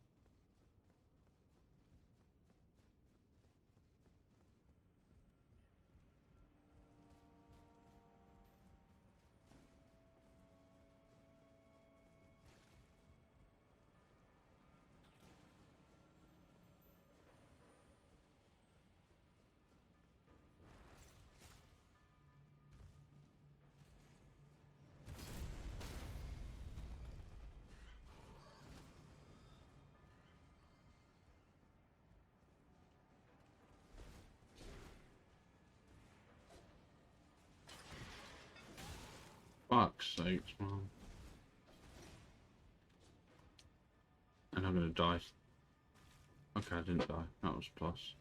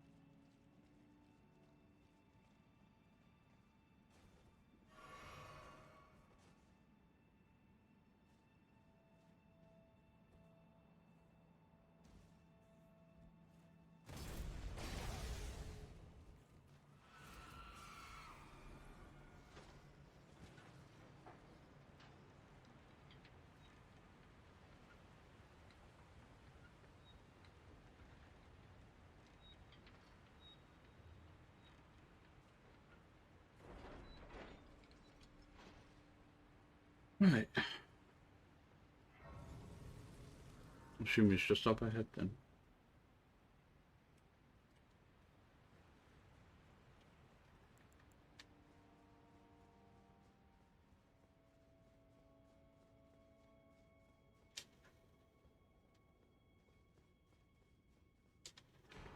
Okay, dragonfly head, waves of darkness. Cool.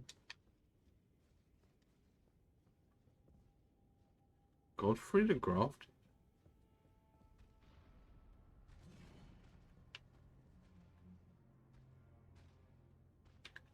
Oh, Godric the Grafted. Whoopsie.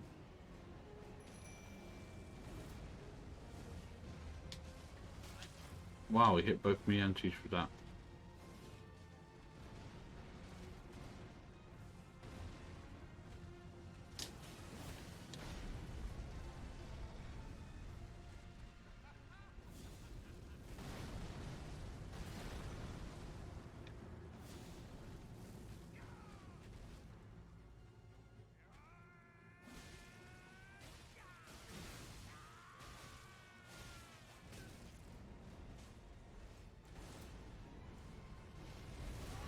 Ouch.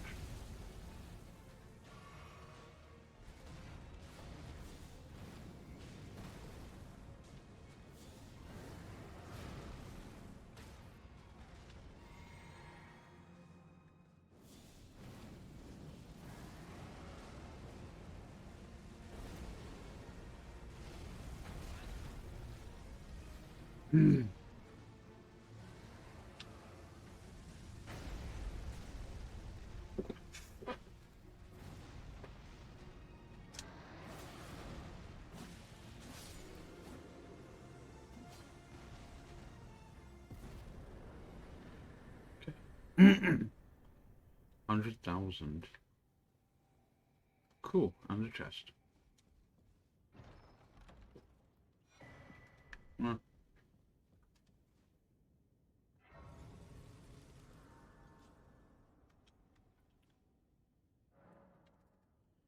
Hey. Sorry. Okay. What do you think of Nereidus, Anastasia, Burnt Church Doorway? Yep. Which isn't Heracurse? Yep. Warmaster's Shack? Yep. Church of Owls, done that. You think of Okina, the Church of Repose and Mount Top of Giants, done that. Vale Courier Ground, yep. Corpse Tent Shack, yes. Millicent in the middle of the Swamp of Aeonite, you must have done that.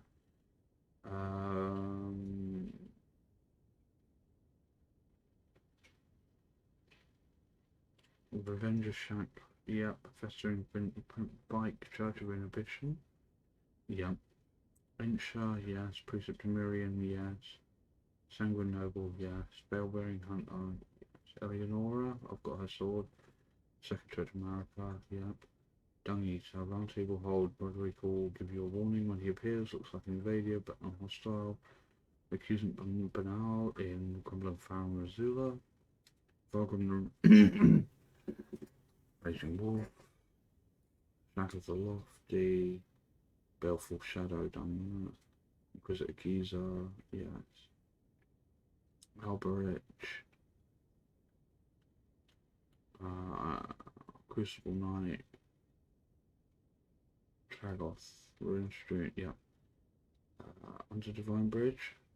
In Volcano Mana Quests. Oh, this is here then. This is what this marker on my map is.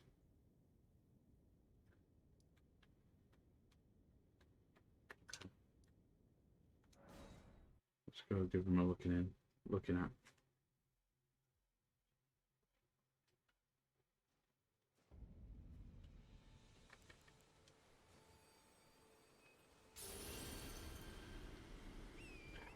It's because it looks like the same thing that you used to summon the horse.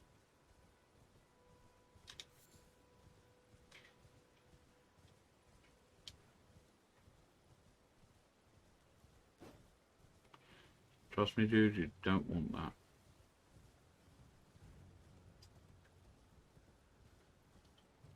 Is there a golem or something somewhere around here?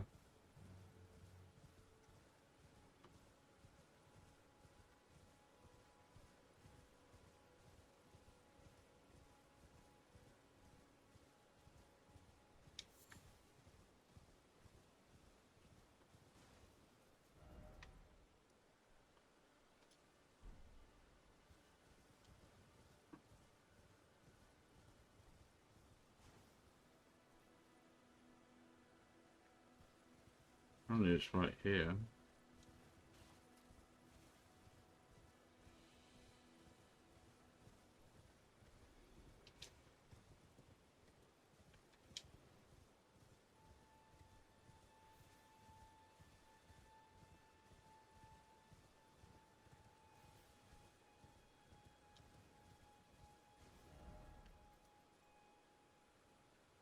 Let me see. Maybe I've already done it. It's volcano manor contract.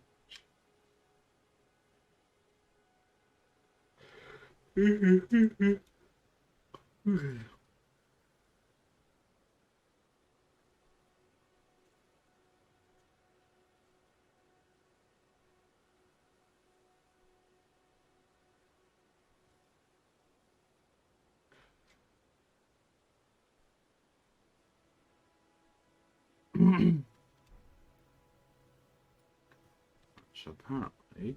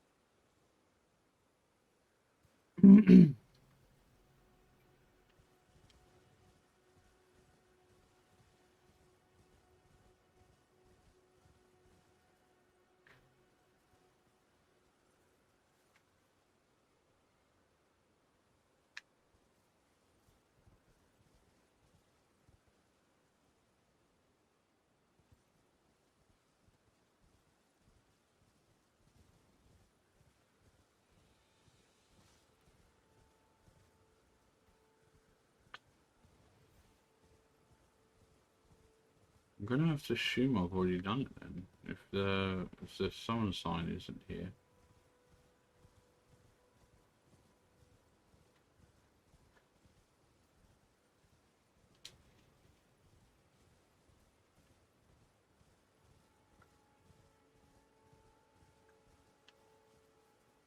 But the marker's still on my map. I don't understand.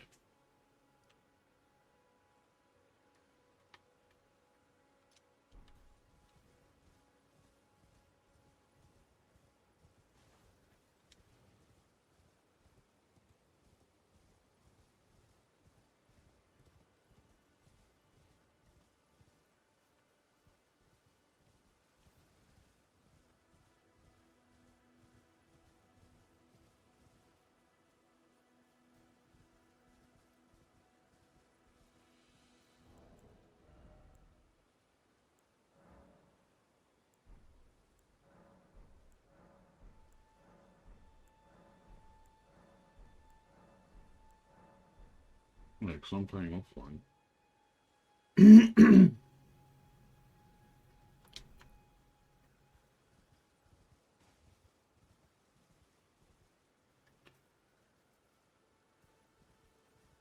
Alright, fine, I'm just gonna have to assume I've already done it.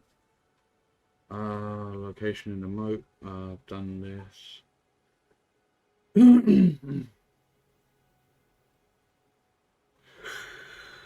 Oh, this isn't Caleb.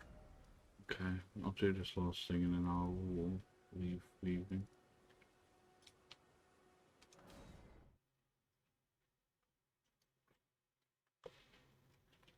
Yeah.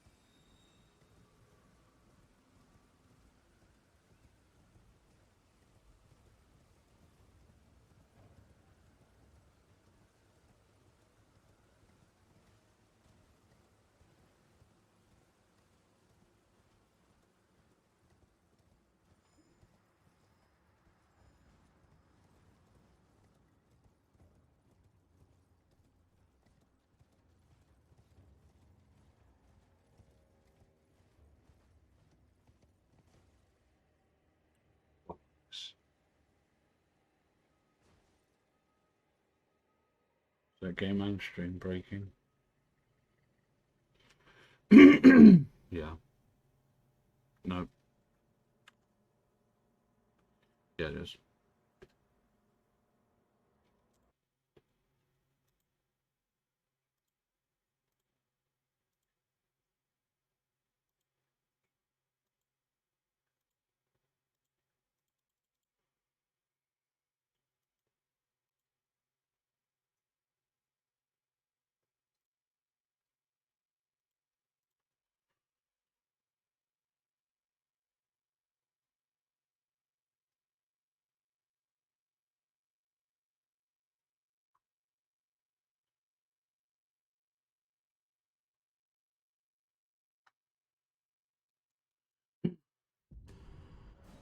I know it crashed. Thank you very much. God fucking damn.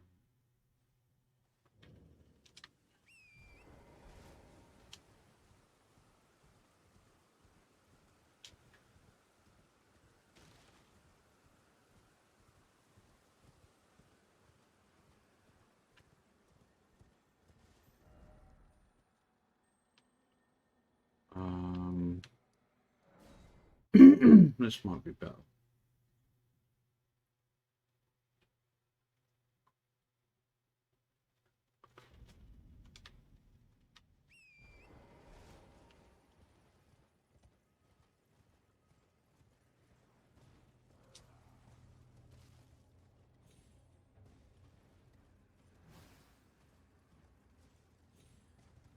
Sorry, sorry, sorry.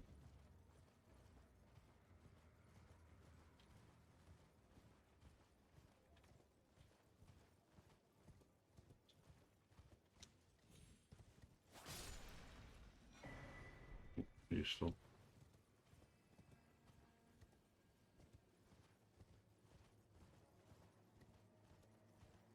Is that a room bear? That is a room bear.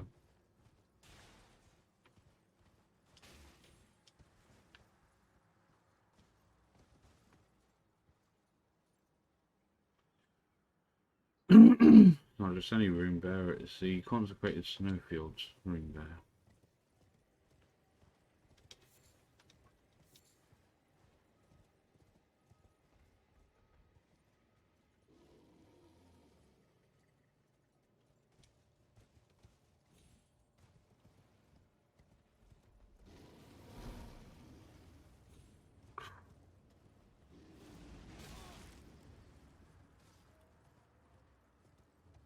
You thought that giving the room bear ranged attacks was a good idea?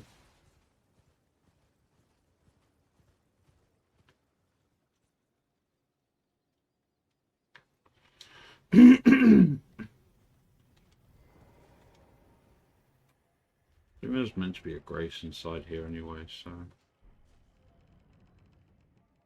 Or not, what's the case may be.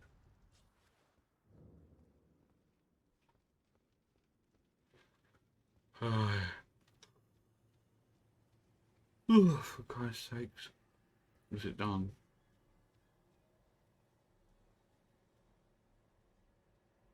Can't see it. That doesn't mean it's... Yeah, there it is.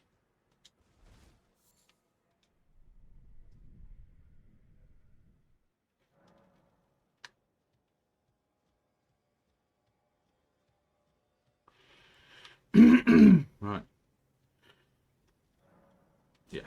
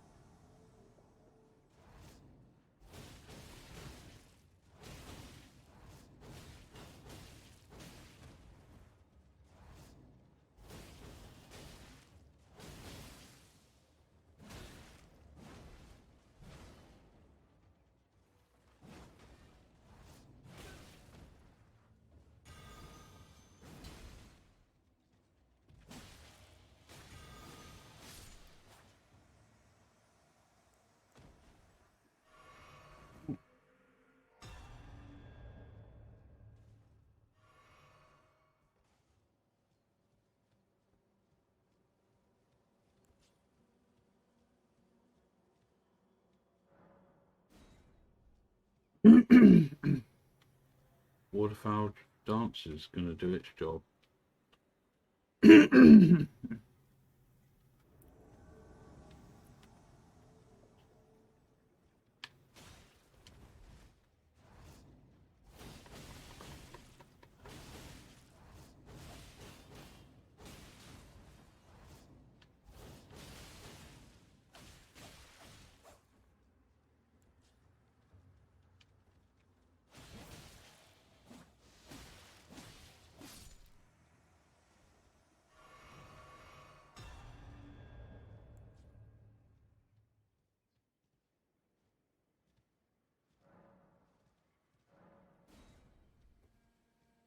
I'm wondering if two-handing it will cause it to do some more damage.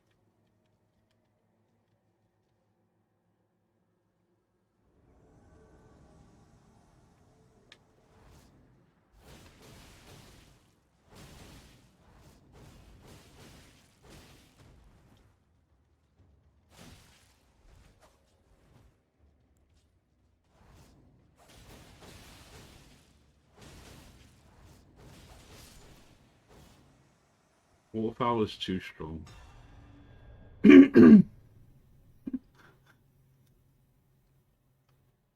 Dots. Here's some butterflies. Fuck off.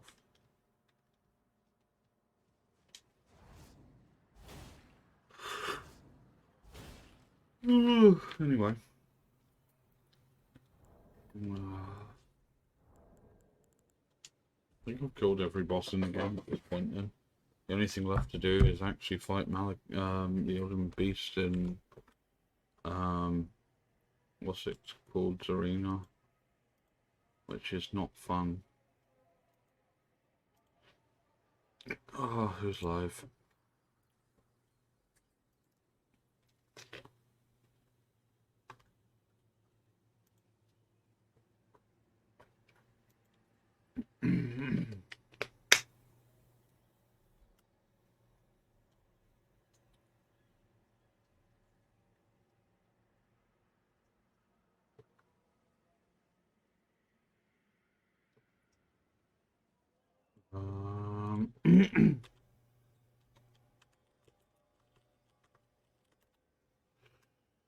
Oh boy.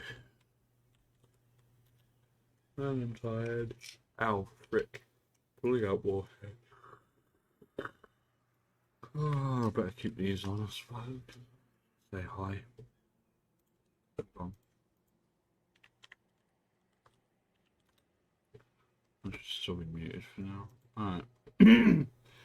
Thanks for coming. Let's go raid. Good night.